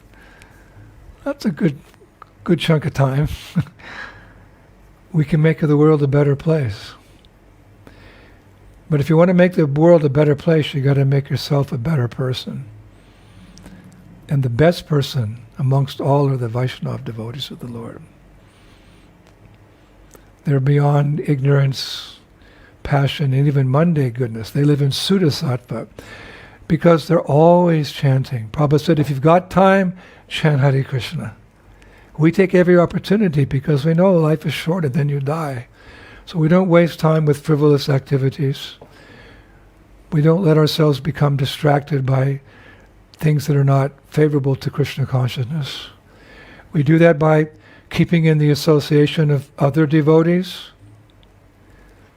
By that association, many hands make small work. We work together to spread the holy names of the Lord. We don't have time for other things, material things. In the Bhagavatam, Shukadev Goswami instructs Maharaj Parikshit that materialistic people have so many subject matters for speaking about. We don't concern ourselves with those things. We read Bhagavatam, Chaitanya Charitamrita, Nectar of Devotion, Krishna book. We have so many activities to keep engaged, but it all ultimately centers around the chanting of the holy names. They're the be-all and end-all of our existence. People are considering so many complex and radical means for saving the world, from war, from environmental destruction, from disease, from greed, abuse, misgovernment. But really, the key to solving all these problems lies in chanting the holy names. Because chanting purifies everything. One's heart, human society, the whole atmosphere is purified by chanting. One time Prabhupada personally had to go to court for for whatever reason, he had to go to the court, personally appear in the court. So he came with his disciples, probably some land management or some issue. And when Prabhupada stepped into the courtroom, he looked around, he said, the whole atmosphere here is polluted. And he said under his breath, he said, because the lawyers are telling so many lies, so many bribes. So he told the devotees to have kirtan in the courtroom. So having full faith in Srila Prabhupada, they had a kirtan, a robust kirtan. Eventually they were told to stop, but after the kirtan was over, Prabhupada said, now everything is auspicious. So the whole world can benefit from this original name of God. How does it solve all the problems of the world? Well, we could go into detail how it solves each particular problem. Like Prabhupada said one time to the chief of police or the mayor of Chicago that by chanting Hare Krishna, all the crime will be stopped. How's that? Because people's material desires are subdued by chanting Hare Krishna. We take according to our need, not according to our greed. So there's one example. But ultimately, the chanting of Hare Krishna solves all the problems of life. Why? Because we go back home, back to Godhead. And there's no problems there. This is Kuntha. This world's Kuntha. That means this is a place of great anxiety. But the spiritual world is Vaikuntha. It means a place where there's no anxiety. So the solution to all problems is to go back home, back to Godhead. So the whole world benefits. The speaker and those who are hearing, they become glorified by the chanting or the discussion of the glories of the holy names. So the original name, Hare Krishna, Krishna Krishna, Hare Hare, Hare Rama, Rama Rama, Hare Hare. So this chanting, it means more than just japa or japa retreats or kirtan melas, worldwide kirtan melas we're having now. These are important. These are for devotees to build up our spiritual strength. And that's fine, but really the purpose of these holy names is to flood the world with prema. Krishna Varnam Twisha Krishnam Shangopanga Shaparshadam Yagnai Sankirtan Prayar Yashantihi Shumedashaha. We can understand it from a description of Srila Jiva Goswami. He's describing the nature of holy places. He said the holy place of Dwarka is perfect, but the holy place of Mathura is more perfect. But Shri Brindavandam, Brajabhumi Shri Brindavandam, it's most perfect. So chanting Hare, chanting our japa is perfect. Prabhupada said it's the most important instruction of the spiritual master, to chant 16 rounds a day. We can't do anything. We can't do any service without the mercy of the holy name. We become purified. Our love for Krishna is awoken. So that's perfect. But you could say a little more perfect is when we come together with our God brothers and God sisters, the general congregation of devotees, and we chant very loudly. The potencies increase because so many devotees are chanting. But Srinam gives his, because the holy name's a person. We say Srinam Prabhu. It means the holy name's a person. Krishna is present in the sound of his name. Nama Chintamani Krishna's Chaitanya Rasa Vigraha. There's no difference between the name of Krishna and Krishna himself. They're identical. So Srinam Prabhu, the holy name, is most pleased when we take him out on the streets and we chant. We do that in the form of Brihat Mridanga. The glories of the holy name are described unlimitedly through the holy scriptures, through Bhagavatam, Chaitanya Charitamrita, Bhagavad Gita. So we can distribute the glories of the holy name through Brihat Mridanga, through book distribution. Recently there was a Bhadra Purnima marathon. The goal was 10,000 sets of Srimad Bhagavatam. The worldwide group of devotees distributed 25,000 sets of Srimad Bhagavatam. This is Brihat Mridanga. But my point is that we are meant to bring the holy names to others. This is our duty as followers of Chaitanya Mahaprabhu. Technically, we're Gaura Bhaktas. Because without the mercy of Lord Chaitanya, we can't understand who is Radha and Krishna. One time Prabhupada said that to get the mercy of Radha and Krishna, we need the mercy of Chaitanya Mahaprabhu. And to get the mercy of Chaitanya Mahaprabhu, we need the mercy of Lord Nityananda. And to get the mercy of Lord Nityananda, we have to go out and preach to Jagai and Madhai. This is a missionary movement. We want to become strong by our japa. We don't want to miss. We always want to be increasing. We want to have rousing kirtans in the temple room, in our communities. These, especially now, these times, these kirtan melas are so important because of the nature of this pandemic. We can't, at this time, go on the streets. But it appears we can give those books out. Vaisheshika Prabhu and other leaders of this worldwide Sankirtan movement, they're getting the books distributed as well. But we have to understand that we don't want ISKCON to become a society in which we're just staying in the temples, ringing the bells, so to speak, chanting Hare Krishna ourselves. No. The nature of a Vaishnava, he's different than all classes of transcendentalists. Other transcendentalists, with all due respect, they're special souls because they understand the temporary, miserable nature of this world, and they want to transcend. But Vaishnavas are special because they don't want to transcend without taking as many fallen souls back home, back to Godhead with them. This is the crest jewel of a Vaishnava's good qualities. That his happiness, his sadness is to see people bereft of Krishna consciousness, and his or her sadness is to see people bereft. So where does all happiness lie? It lies in our eternal relationship with Krishna, with Radha and Krishna, and their associates. And that can be easily awoken in Kali Yuga by chanting the Hare Krishna Maha Mantra.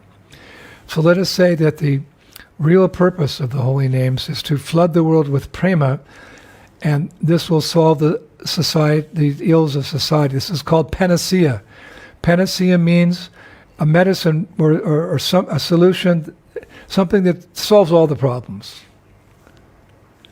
So we have to go out and save the world by kirtan. Of course, don't just go out now and start chanting. We have to keep our social distance and wear our masks and so on. But hold on for a while to do that, but understand the opportunity will surely come again. And because we're missing it so much, getting out there with our Sankirtan parties and doing our festivals and, associating, giving the holy name as best we can, it'll mean so much more to us when we can do it again. So this World Holy Name Festival is so important because it's enriching us with the holy name, it's purifying us. And when those floodgates open again and they allow us to go on, we're going to spread those holy names like never before. And that will be our then we'll get the real taste of chanting Hare Krishna. Until then, we can think of novel ways to spread the holy names. Brihat Mardonka. Continue with that as well. So when we do bhajan or kirtan, it means Krishna kirtan, especially Krishna kirtan. We sing so many bhajans, so many names of God, but mainly we should chant Hare Krishna.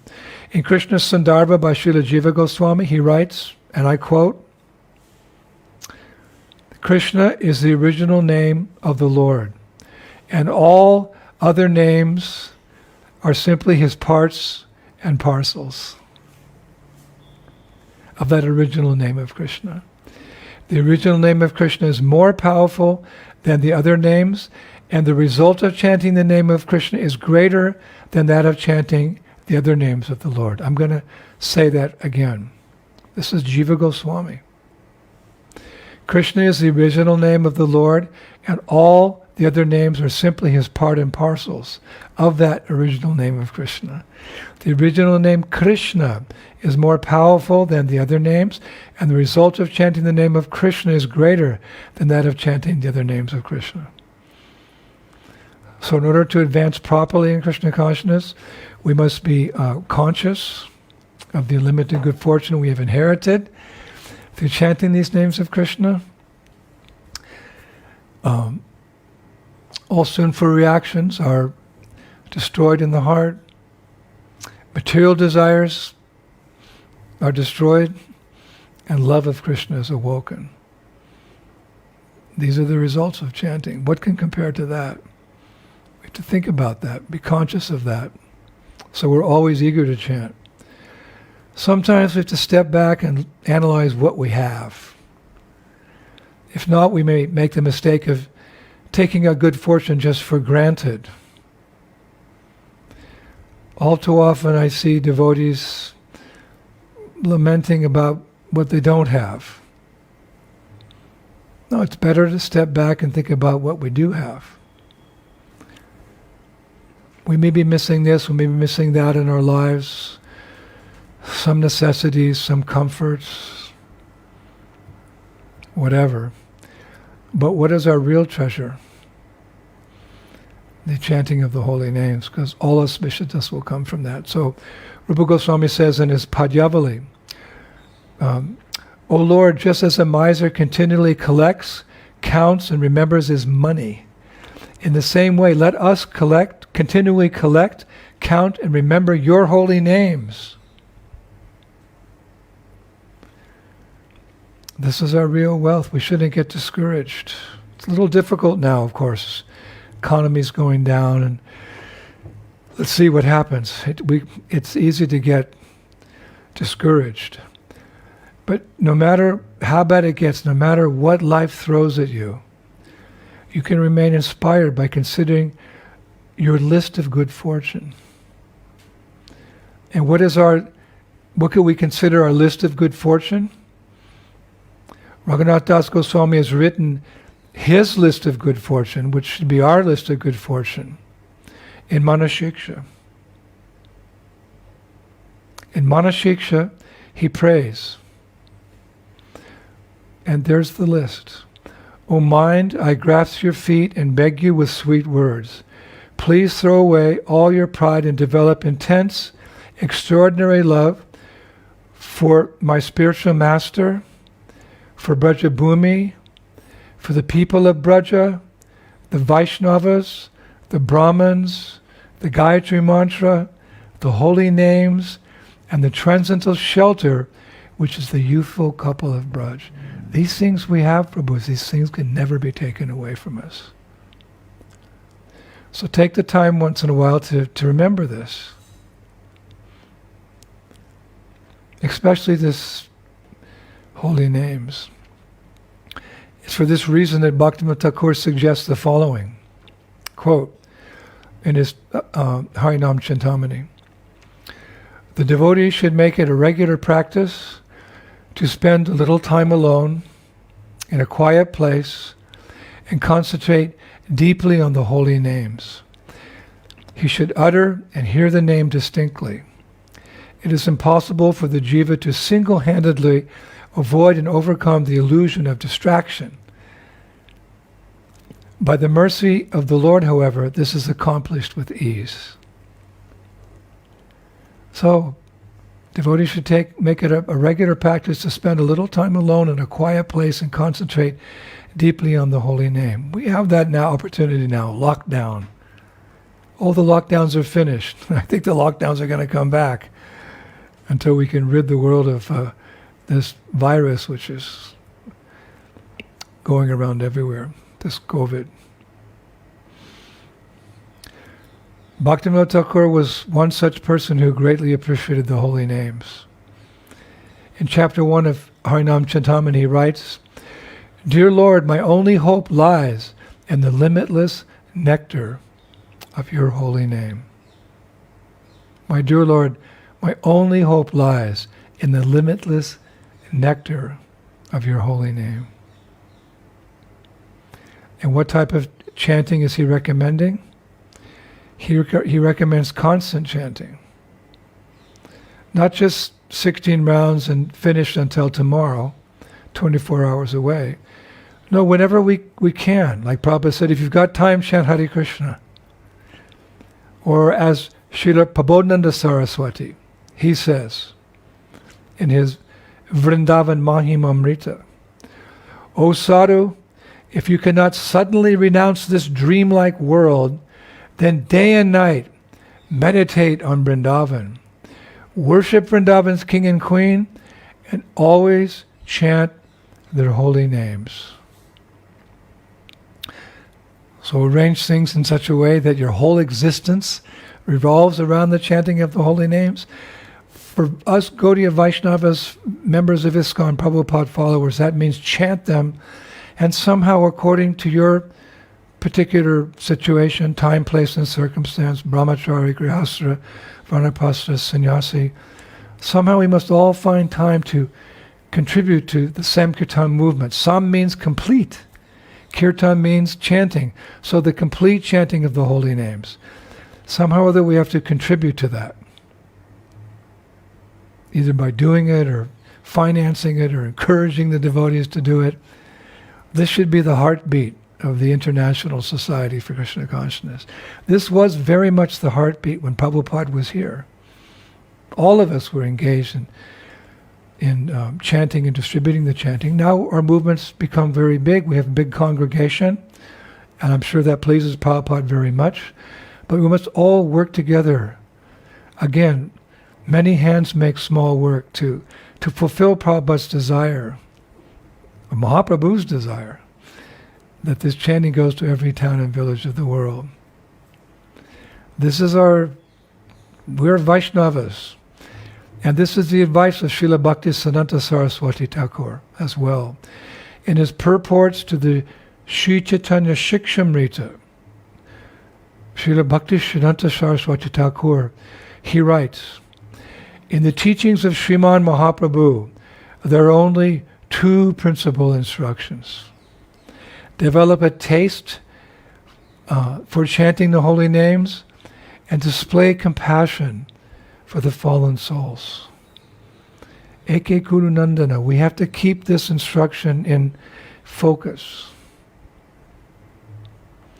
So we're blessed to chant the original name of God, Krishna, and we're blessed to distribute that original name of Krishna. With that formula, we can not only save ourselves, but the whole world. As Prabhupada predicted one time in London, he told Guru Das, my godmother, one day this Hare Krishna movement will save the world in its darkest hour. How will we save it? By going out and chanting.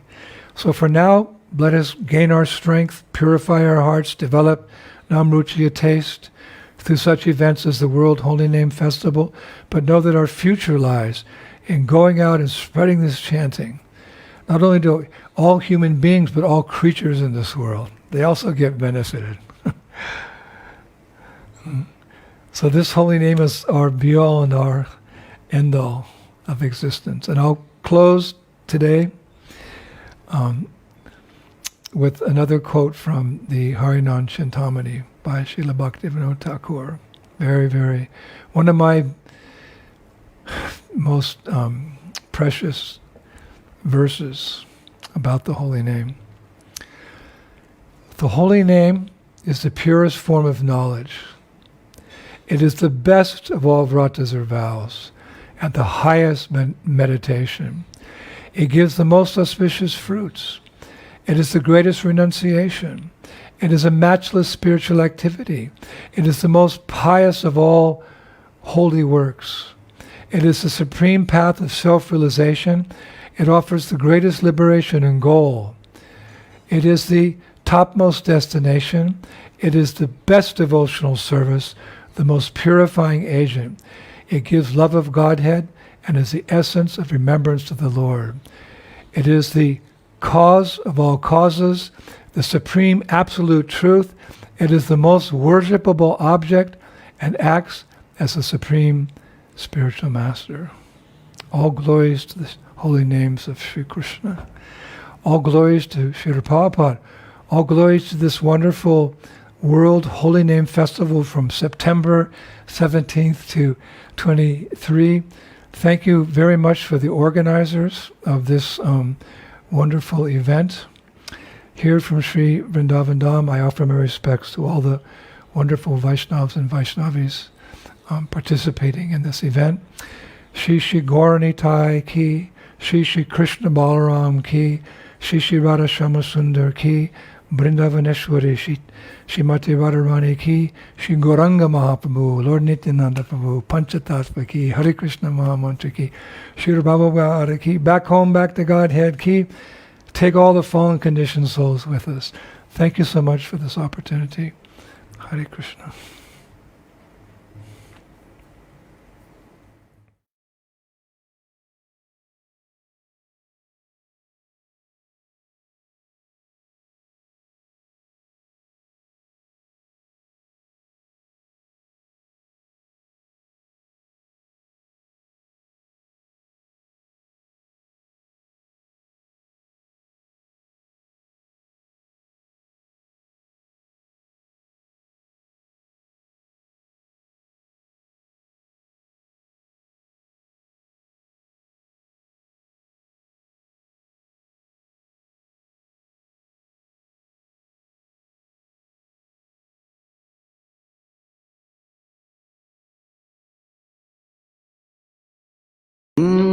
Vihari Jaya Radha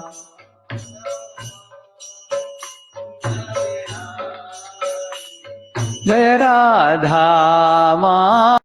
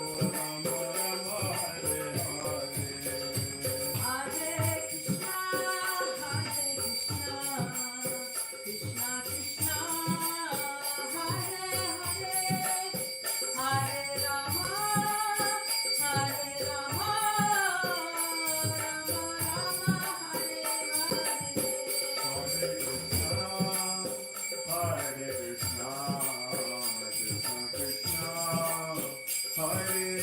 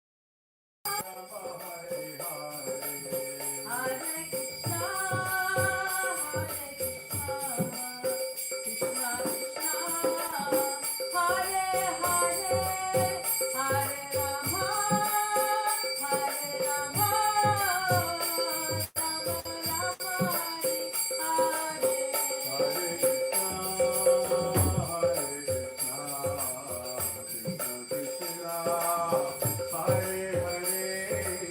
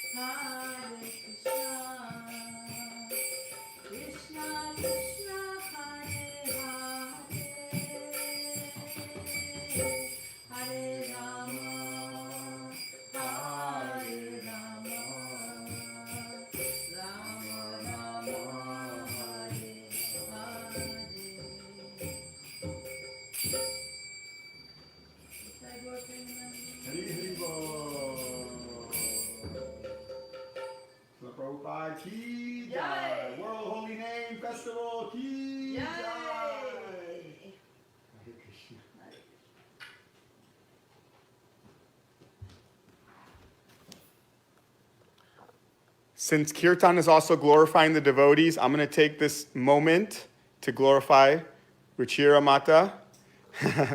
She is the wife of Adi Karta Prabhu. These are her beautiful deities, because she's embarrassed if I keep the video on her. So I'll show you her beautiful Giriraj, who she, Adi Karta Prabhu and Ruchira, they are the parents of five devotee children who went to Gurukul. They're also grandparents, and they have a farm where they have cows, and every day Govardhan gets fresh milk sweets from their own cows that are taken care of. So they're really setting a wonderful example of Krishna conscious Grihastha life, and their home is a temple.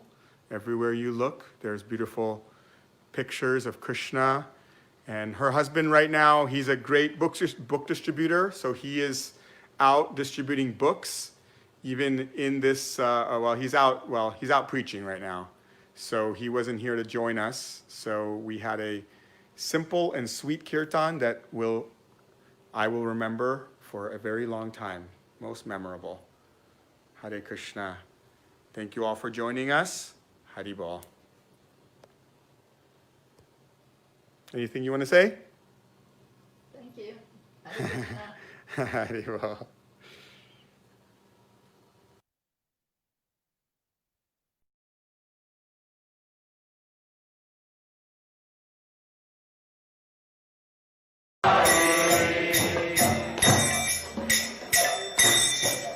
Jaya Radha Madhava Kunja Bihari.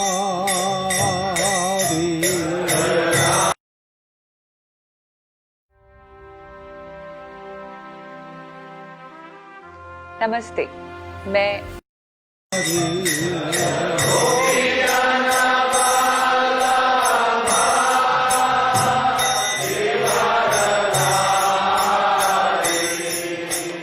Gopi Jana Vallabha Girivardhari.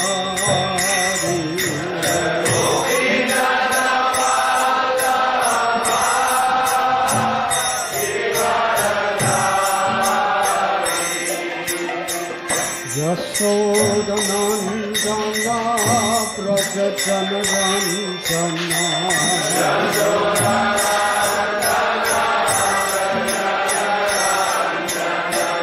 Yashodanandana Prajajana Ranjana.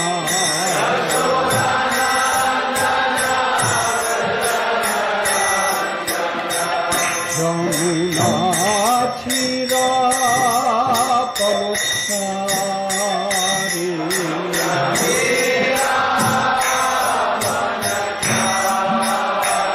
Jamuna Chira Palasari.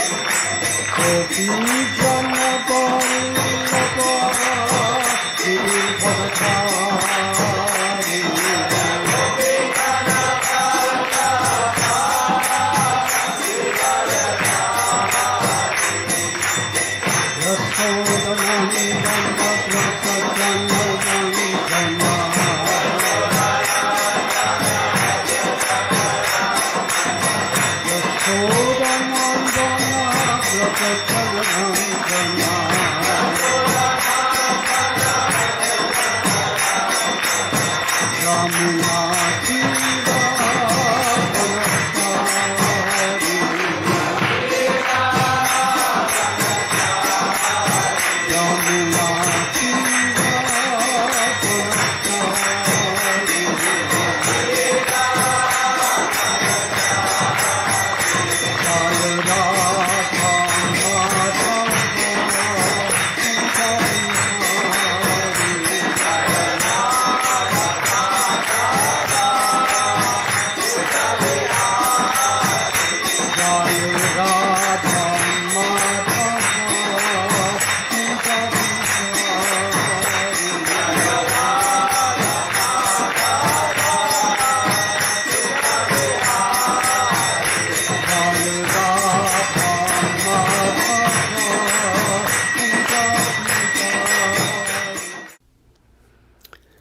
Nama Om Vishnupadaya Krishna Prishtaya Bhutale Srimate Bhaktivedanta Swami Niti Namine Namaste Saraswati Deve Gauravani Pracharine Nirvishesha Shunyavadi Pastyatadeshatarine Vanshakalpatarubhyascha kripasindubhya eva cha patitanam bhavanebhyo Vaishnavebhyo namo namaha. Sri Krishna Chaitanya Prabhu Nityananda Sri Advaita Gadadhar Shivasadi Gaura Bhakta Brinda. Hare Krishna Krishna Krishna Hare Hare Hare Rama Rama Rama Hare Hare. I am sincerely grateful to be with all of you today. My special gratitude to His Holiness Lokanath Swami Maharaj and his wonderful team of devotees for organizing this Sankirtan festival. I have been asked to speak on the Kirtan pastimes of Lord Chaitanya. In the Srimad Bhagavatam, it is written, Krishna Varnam Tvasa Krishnam Sangopangasha Parasharam Yagyai Sankirtana Prayayar Yajanti Hi Sumedasa.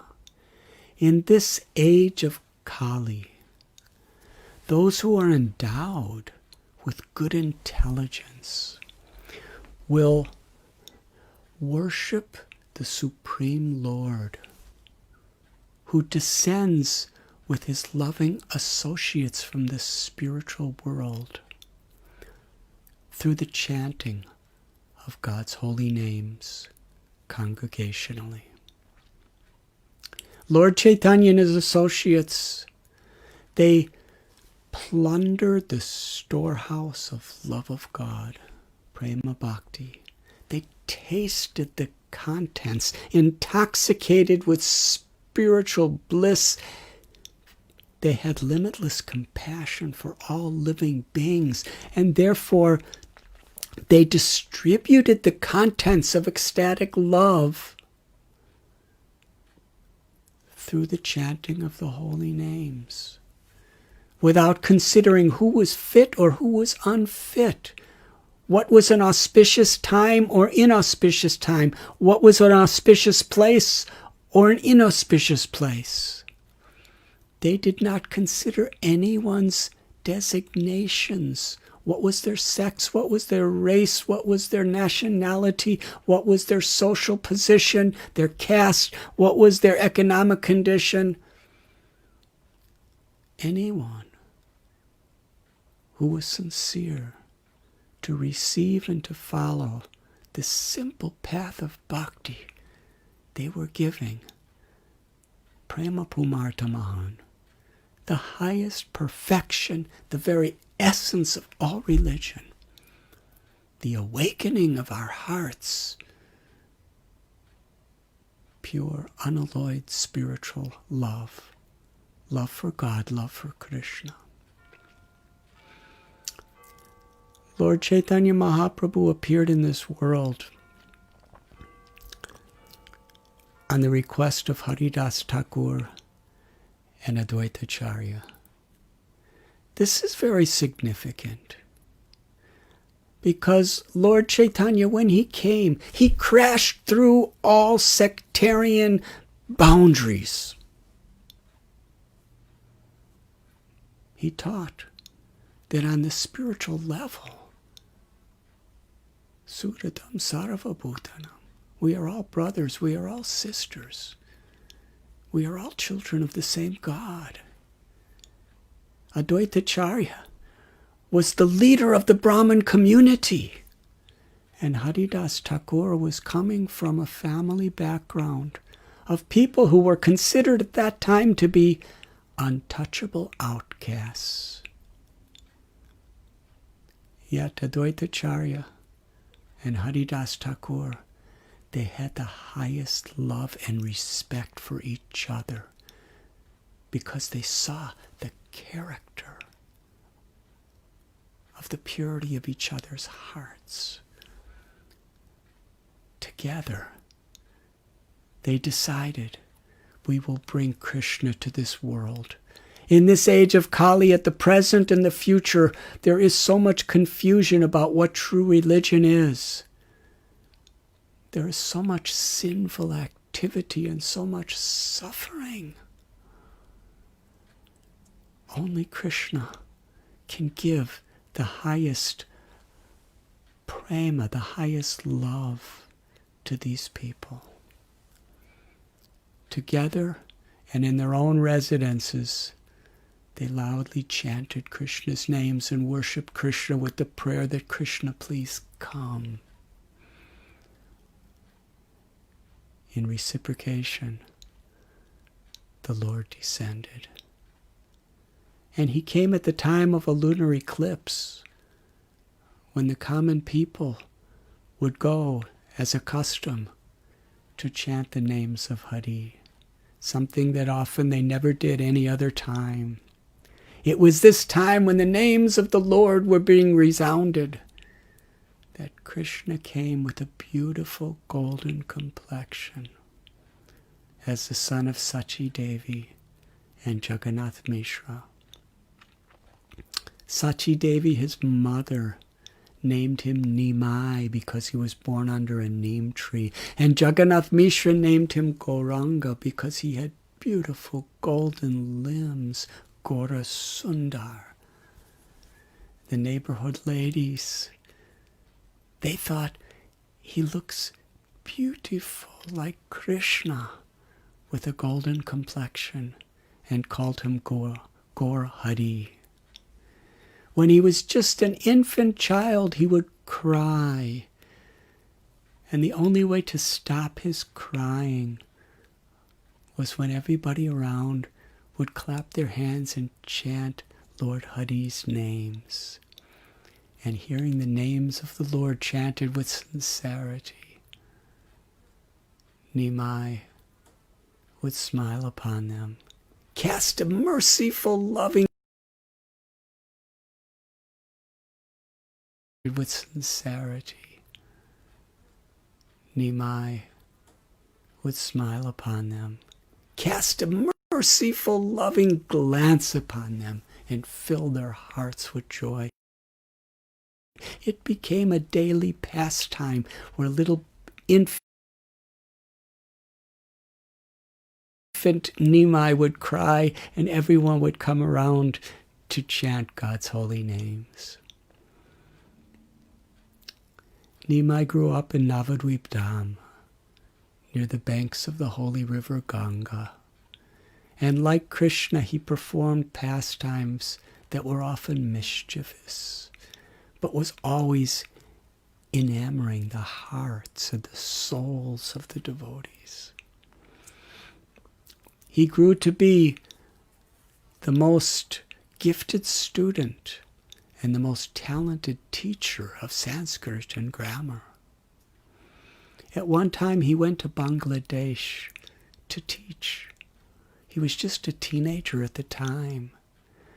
While he was there, thousands of students were coming. They were so attracted to him, but they did not know who he really was. one particular man was named Tapan Mishra. He was a Brahmin. And he was seeking the goal of life and how to achieve it. He wanted to know the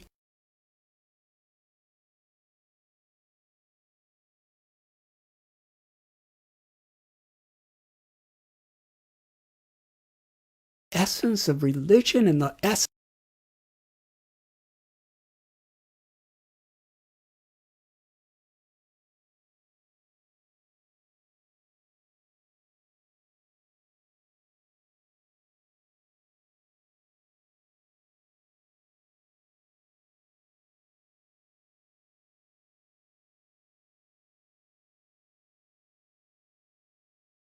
of life itself.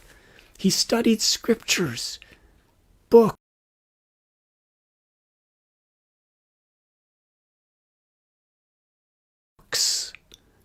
he went to yogis and sages and pundits. But he was not satisfied with a clear answer. One night,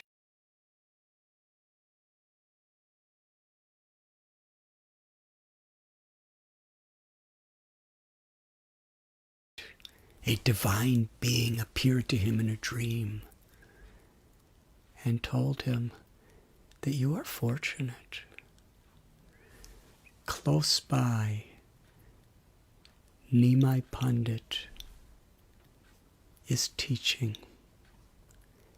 He's appearing to be just like an ordinary human being, but actually he is the Supreme Lord,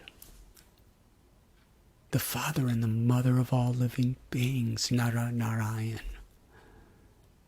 Go to him. He will teach you what is the true supreme goal of life and how to achieve it. What I'm telling you is a secret not to be repeated. In the morning, Tapan Mishra came to Lord Chaitanya. He was sitting on the banks of the Padmavati River with his students. Tapan Mishra prostrated himself dandavats before the Lord, and with great humility, folded palms, he said, "My Lord, I am most fallen, I am lowly, I am unqualified, but I want to know what is the goal of life and how to achieve it." Nimai smiled. He said, "You are so fortunate because you want to serve Krishna. The ultimate goal of life is pure devotional service, ecstatic love for the one supreme God. But I want to know, who has many names, what is the goal of life and the way to achieve that love is through the chanting of the holy names of the Lord." Krishna comes to teach this method again and again. Paritranaya sadhunam vinashaya chaduskritam dharma samstapanaradaya sambhavami yuge yuge. Krishna comes in many incarnations to teach us what we have forgotten, to reestablish the very essence of true religion.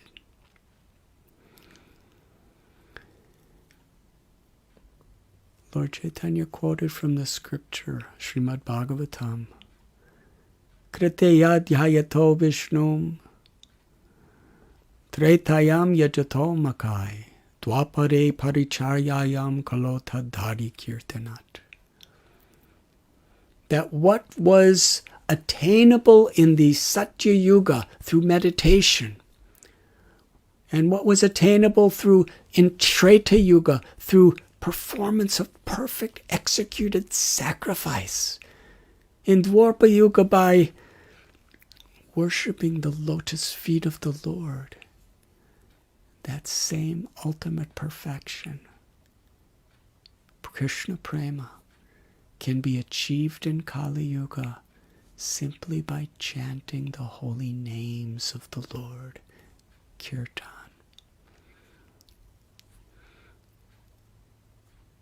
Harinama, Harinama, Harinameva Kevalam Kalo Nasteva Nasteva Nasteva Gatiranyata. In this age of Kali Yuga, there's no other way. Kalero dosanide charjan asti heka mahan guna kirtanadeva krishnasya mukta sangha parambraje. This age of Kali Yuga is an ocean of faults. We're so much experiencing this today. But there's one benediction. Simply by chanting the holy names of Krishna, one can attain the supreme perfection of liberation. Lord Chaitanya told Tapan Mishra that I am going to disclose to you the most important mantra. Hare Krishna, Krishna Krishna, Hare Hare. Hare Rama, Rama Rama, Hare Hare. These 16 names, 13 syllables, compose the Maha Mantra. By performing the 9 processes of devotional service, and especially chanting this mantra, one can attain the highest goal of life, the Satya.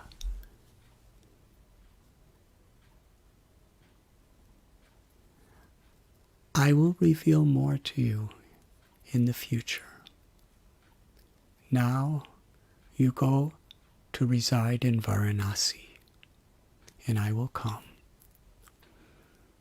Tapan Mishra wanted to come back to Mayapur with Lord Chaitanya, but Lord Chaitanya had his own special plan.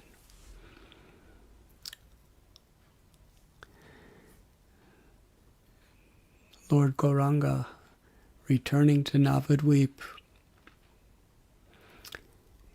he appeared like a great teacher, and he pretended to not show so much interest in the path of bhakti because he wanted to teach a lesson, the importance of accepting and sincerely serving a spiritual master. He went to Gaya, and there he met his Guru Maharaj, Ishwara Puri. He cooked for him. He massaged his feet and his legs. He rendered the most menial services and inquired about the goal of life from Ishwara Puri. And Ishwara Puri told him to chant the holy names of the Lord and to spread the names of the Lord everywhere. Hearing that instruction, he came back to Navadvip, and then he manifested the ecstasies of his love for Krishna. Sri Radha's love, which was hidden in his heart, was now pouring out uncontrollably. Such a devotee. Srivas Thakur, Advaitacharya, Haridas Thakur, Gadadhar Pandit, all these great souls would constantly be hearing and speaking about Krishna with him and having kirtan. At Srivasangam, throughout the night, every night, Lord Chaitanya with his closest associates would have kirtan. Meanwhile, the common people, some of the caste Brahmins and others, were very envious of the Lord. And they were criticizing him, blaspheming him, spreading so many rumors against him, and making these rumors appear to make sense, to mislead others. But the pious, innocent people, they wanted so much to have kirtan with Lord Chaitanya, to see his beautiful dancing. And one morning they came to his house, After Lord Chaitanya danced and chanted with his beautiful devotees throughout the night in Srivasangam, they came giving gifts, seeing their sincerity. Lord Chaitanya Mahaprabhu, he blessed them. He said, please serve Krishna. Speak about Krishna. Chant the names of Krishna. I will teach you how. Here is the Maha Mantra. Hare Krishna, Krishna Krishna, Hare Hare. Hare Rama, Rama Rama, Hare Hare. There are no hard and fast rules for chanting this mantra. You can chant when you're in your shops. You can chant when you're at home. You can chant in your minds. You could chant softly. You could chant loudly. You could chant when you're eating. You could chant when you're sleeping. In any place, anywhere. When you're home with 5 people, 10 people, or just by yourself when you're walking. Clap your hands. Sing together. And in this way, you will be blessed with love for Krishna. The people of Navadvip, they were so happy. They were so enthused. Wherever they were, the loud chanting of the holy names was taking place. Lord Chaitanya Mahaprabhu, when he would see people chanting in kirtan, he would humble himself before them. He would embrace these people who were chanting God's holy names. He would cry in joy. He would offer them garlands. The supreme controller of all controllers, the creator, maintainer, and destroyer of all the worlds. That Lord who is the ultimate goal of all religion and all life was so humbly showing his gratitude to everyone or anyone who would simply accept his message of chanting God's names.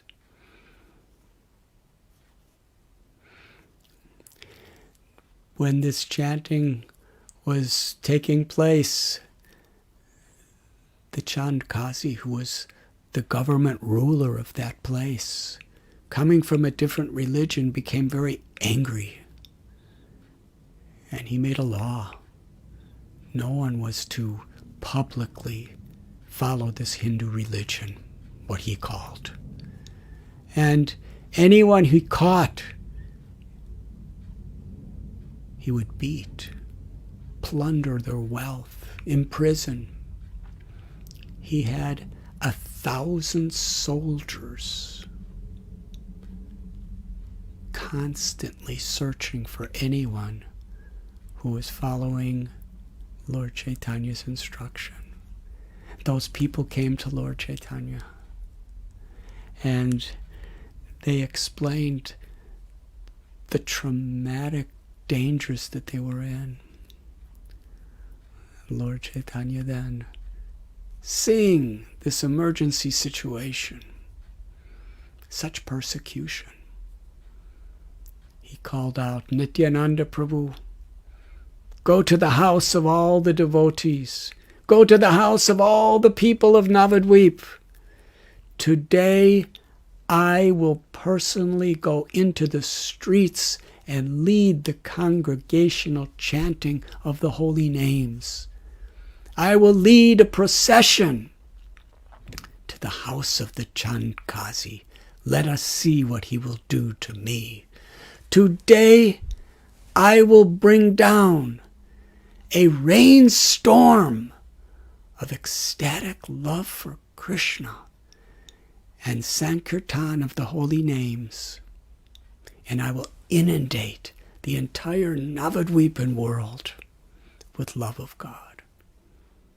Everybody, gather at my home in the evening and bring a torch.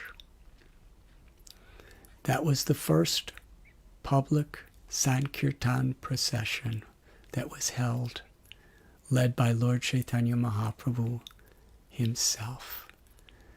Lord Chaitanya told Haridas Thakur and Nityananda Prabhu, the two most empowered of all devotees, that you should go to every house, every bathing ghat, every shop, whoever you meet, give them this simple message.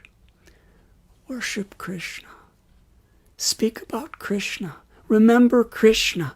Chant Krishna's names. Krishna's your mother, your father. Krishna's your real wealth. Krishna's your life and soul. Give this message. Do not discriminate who's unfit or fit. Give to everybody. Nityananda Prabhu and Haridas Thakur, like transcendental madmen in compassion, were giving love of God everywhere through kirtan. And ultimately, even to the most sinful, violent, fearful people, Jagai and Madhai. Dina hina yata chilo harinama udharila tara sakshi Jagai Madhai. That this holy name of the Lord is so pure, it could deliver anyone. And the testimony is Jagai and Madhai. Lord Chaitanya and his associates had a simple message to whoever they met. Jeev jago, Goda Chandra bole, Kota nidra jayo maya pisachira kole. That wake up, sleeping souls. Due to the influence of Maya, you have forgotten who you are. You're thinking you're this body and all these bodily designations, and you're so much obsessed with trying to be happy through mental conceptions. Wake up to your own eternal reality. You're a spirit soul. Nityasiddha Krishna prema sajya kapunoi sravanadi suti chitti koriya yudoi. Love for Krishna is the nature of the soul. It is within your heart. By associating with those who love Krishna and chanting Krishna's name, this love is awakened. It's what everybody's looking for. Bhaktivinoda Thakur quotes Lord Chaitanya. Grihe tako vane tako sada hari bole tako suke duke bulo nako barane hari nam korore.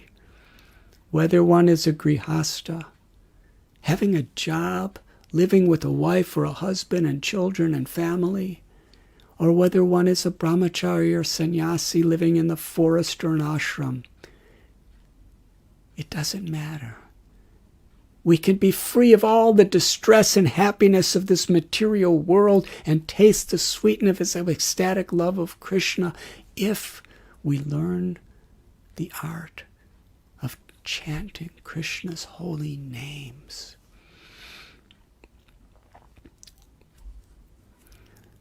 Lord Chaitanya Mahaprabhu, to expand the Sankirtan movement beyond Navadvip, he took sannyas, the renounced order of life.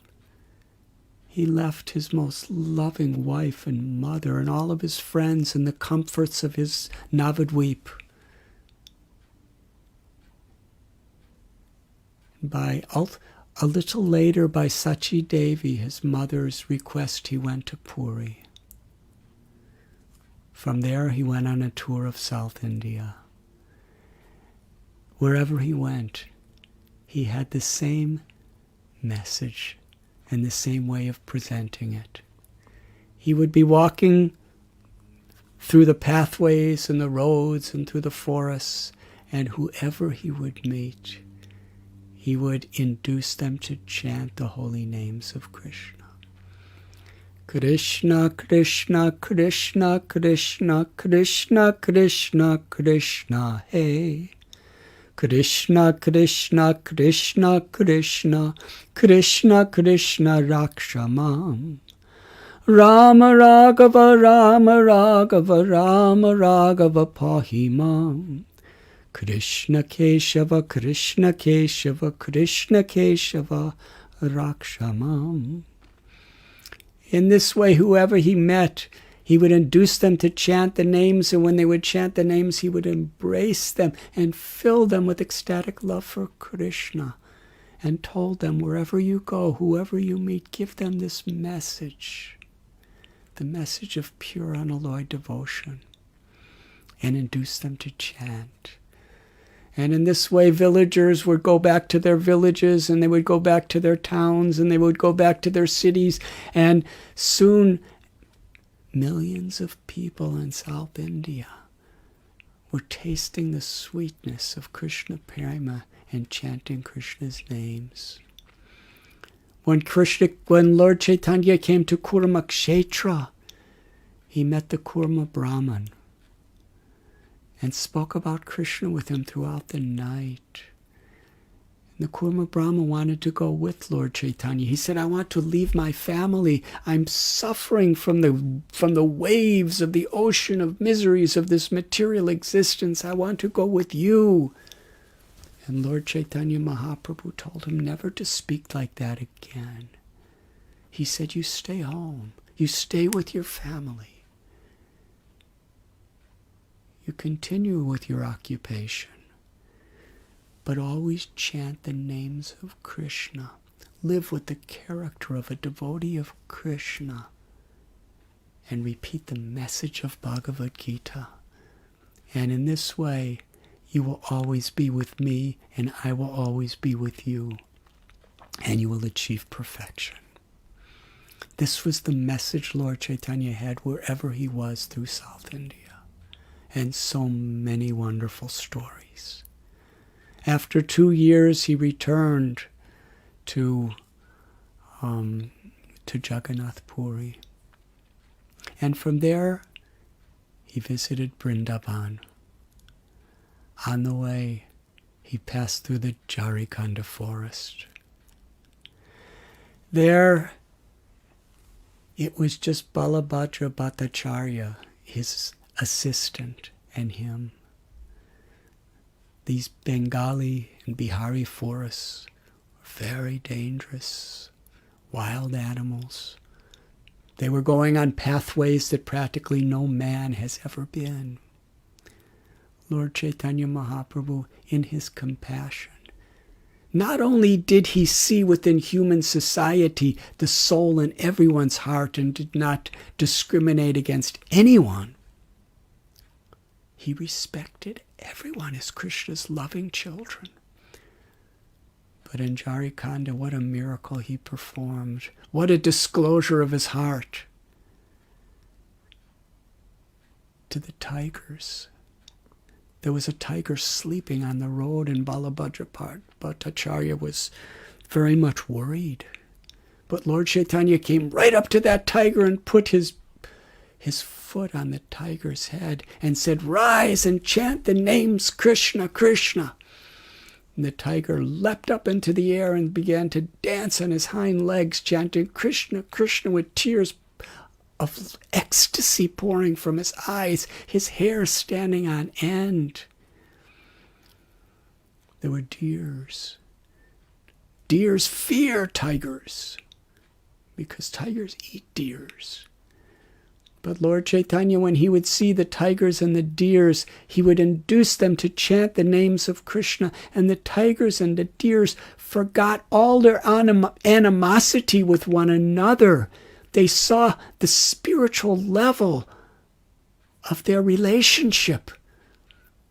And the most unlikely species of life were embracing one another with love, even kissing. And the tigers and deers were dancing in ecstasy as brothers and sisters chanting the names of Krishna.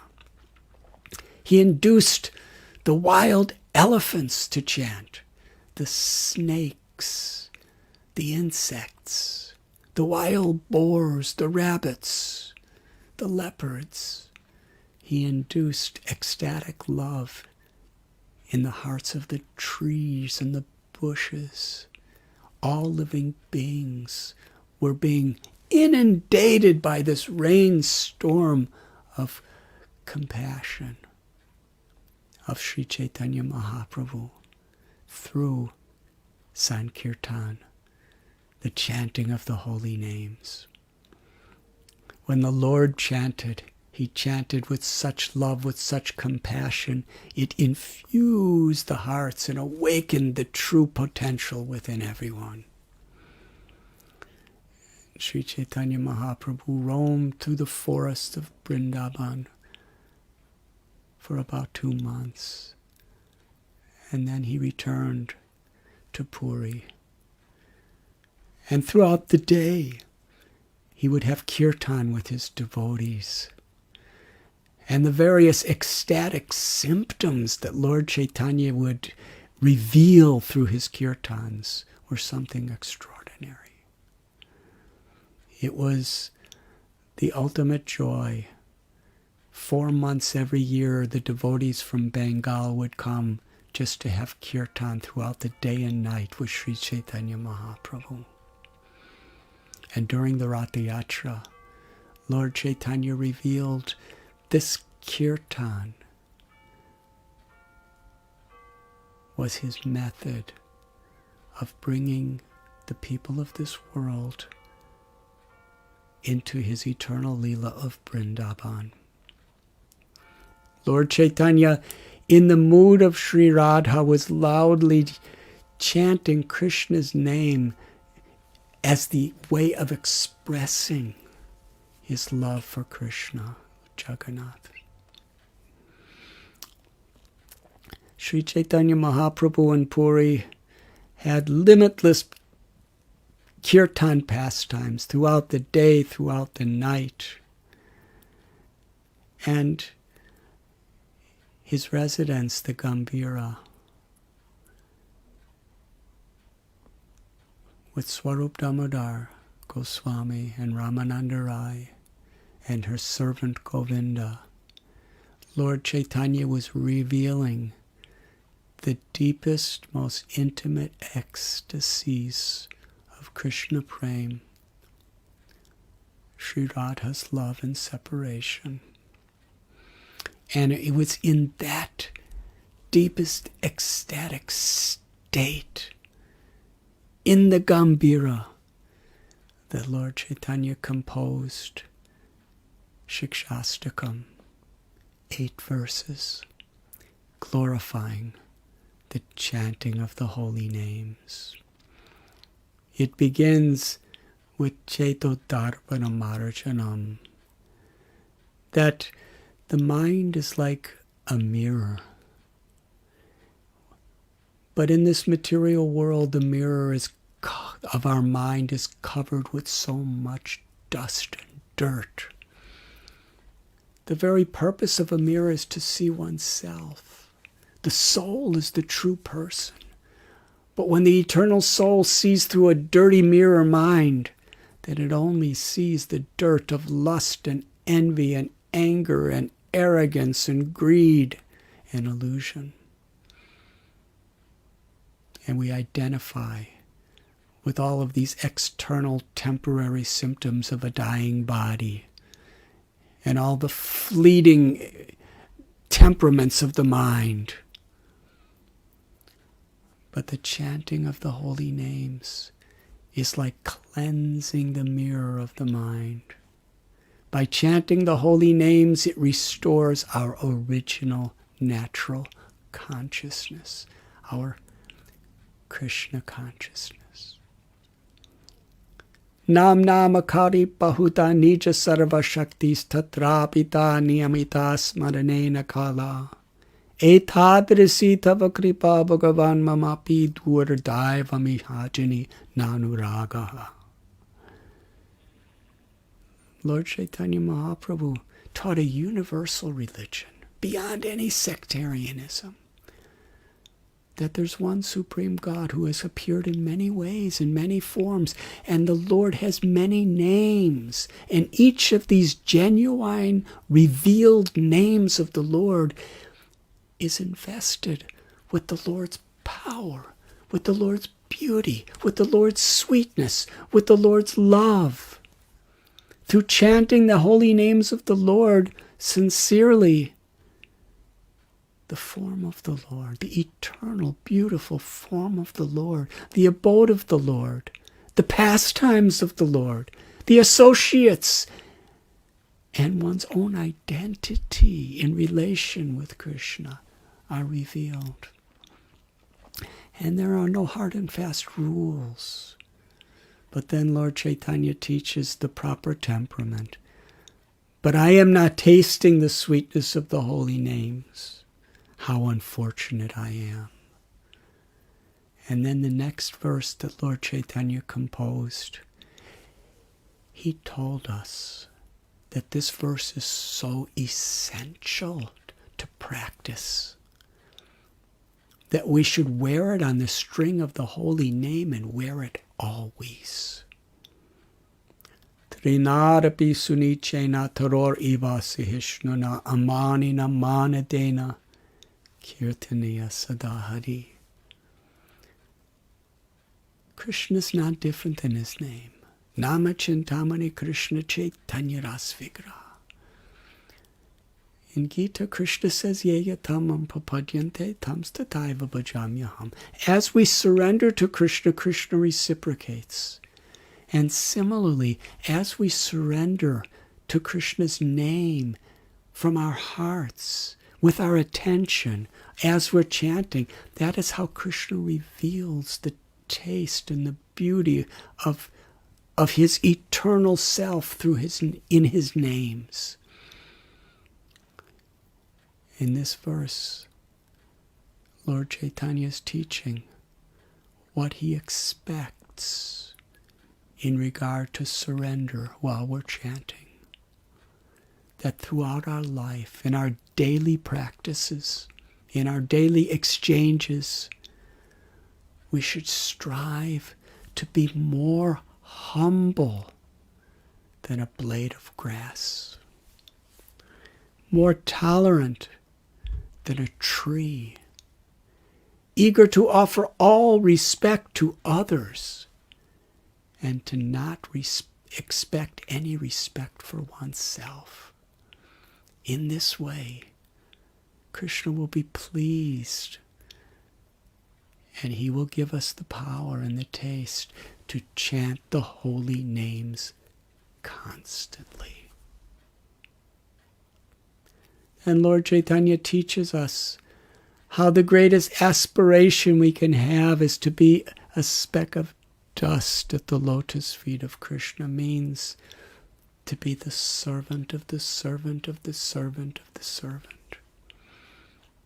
In the Shikshastakam verses, he teaches us the very secrets of love in separation. Sri Chaitanya Mahaprabhu is living with us eternally because he is the Lord within our hearts. Just as Sri Chaitanya Mahaprabhu was given the instruction to spread the Sankirtan movement everywhere by his guru, Ishwarapuri, our beloved founder Acharya, Srila Prabhupada, was given the instruction by his guru, Bhaktisiddhanta Saraswati Thakur, to take this message of Lord Chaitanya, the mercy of Lord Chaitanya, the Hadi Nam Sankirtan movement, and teach it in the English language all over the world. When Srila Prabhupada came to the West, after 38 days sailing on the Jaladuta, he came off that boat, a cargo ship. He had no money. He didn't know anyone. He was 69 years old. He just had a series of heart attacks on the ship. but he explained that he felt completely confident because he had the Srimad Bhagavatam with him. He had the mercy of his Guru Maharaj, and he had the holy names of Krishna. Srila Prabhupada had such total faith in Lord Chaitanya's mercy and in the holy names of Krishna. He sat in Washington Square Park, Tompkins Square Park, with a little bongo drum and chanted the holy names in 1966 and started this Hare Krishna movement. It's Lord Chaitanya's movement. Srila Prabhupada explained that ISKCON, the International Society for Krishna Consciousness, is a branch on the tree of Sri Chaitanya Mahaprabhu's mercy. Srila Prabhupada was merciful and kind to everyone. In the same way that Lord Chaitanya and Lord Nityananda gave mercy, Srila Prabhupada was giving their mercy. The prime benediction for all humanity, the supreme, most auspicious blessing in all of creation, is Kali Kale Namarupe Krishna Avatar, that Krishna has descended in the sound vibration of his names. When we chant this Maha Mantra, we are in the presence of Srimati Radharani and Krishna. And in Krishna, all other incarnations, all other aspects of God are included.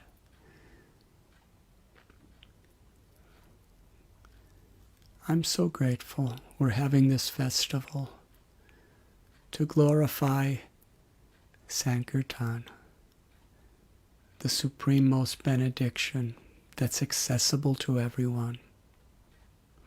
Lord Chaitanya Mahaprabhu, he compared himself to a fruit seller. He said these fruits are the fruits of Krishna Prema, love for Krishna, for God. And by tasting this fruit, one will be fully satisfied for the rest of eternity. But I have so many fruits. How many can I distribute myself? I am asking all my followers, all those who love me, if you want to please me most, help me to distribute these fruits of love for Krishna. We can understand how very dear Srila Prabhupada is, how specially empowered he is to distribute these fruits of love of Krishna through kirtan. And Srila Prabhupada gave us such a benediction. He requested us to assist him in distributing Krishna Prem through Nam Sankirtan. And that is what we do when we distribute his books. That is when we do when we build temples. That is when we do when we distribute prasadam. That is when we do what we do when we're teaching people the principles of bhakti. When we go into the streets and chant, or when we're home, or in an ashram, chanting japa,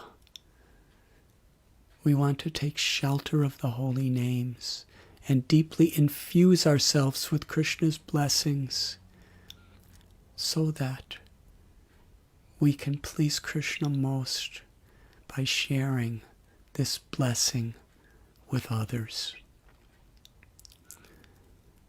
Lokanath Maharaj, we thank you so much for inspiring this festival where we can all come together and appreciate the great benediction of the holy names. And I'd like to conclude by remembering one of Srila Prabhupada's dearmost followers, His Holiness Bhakti Charu Swami Maharaj.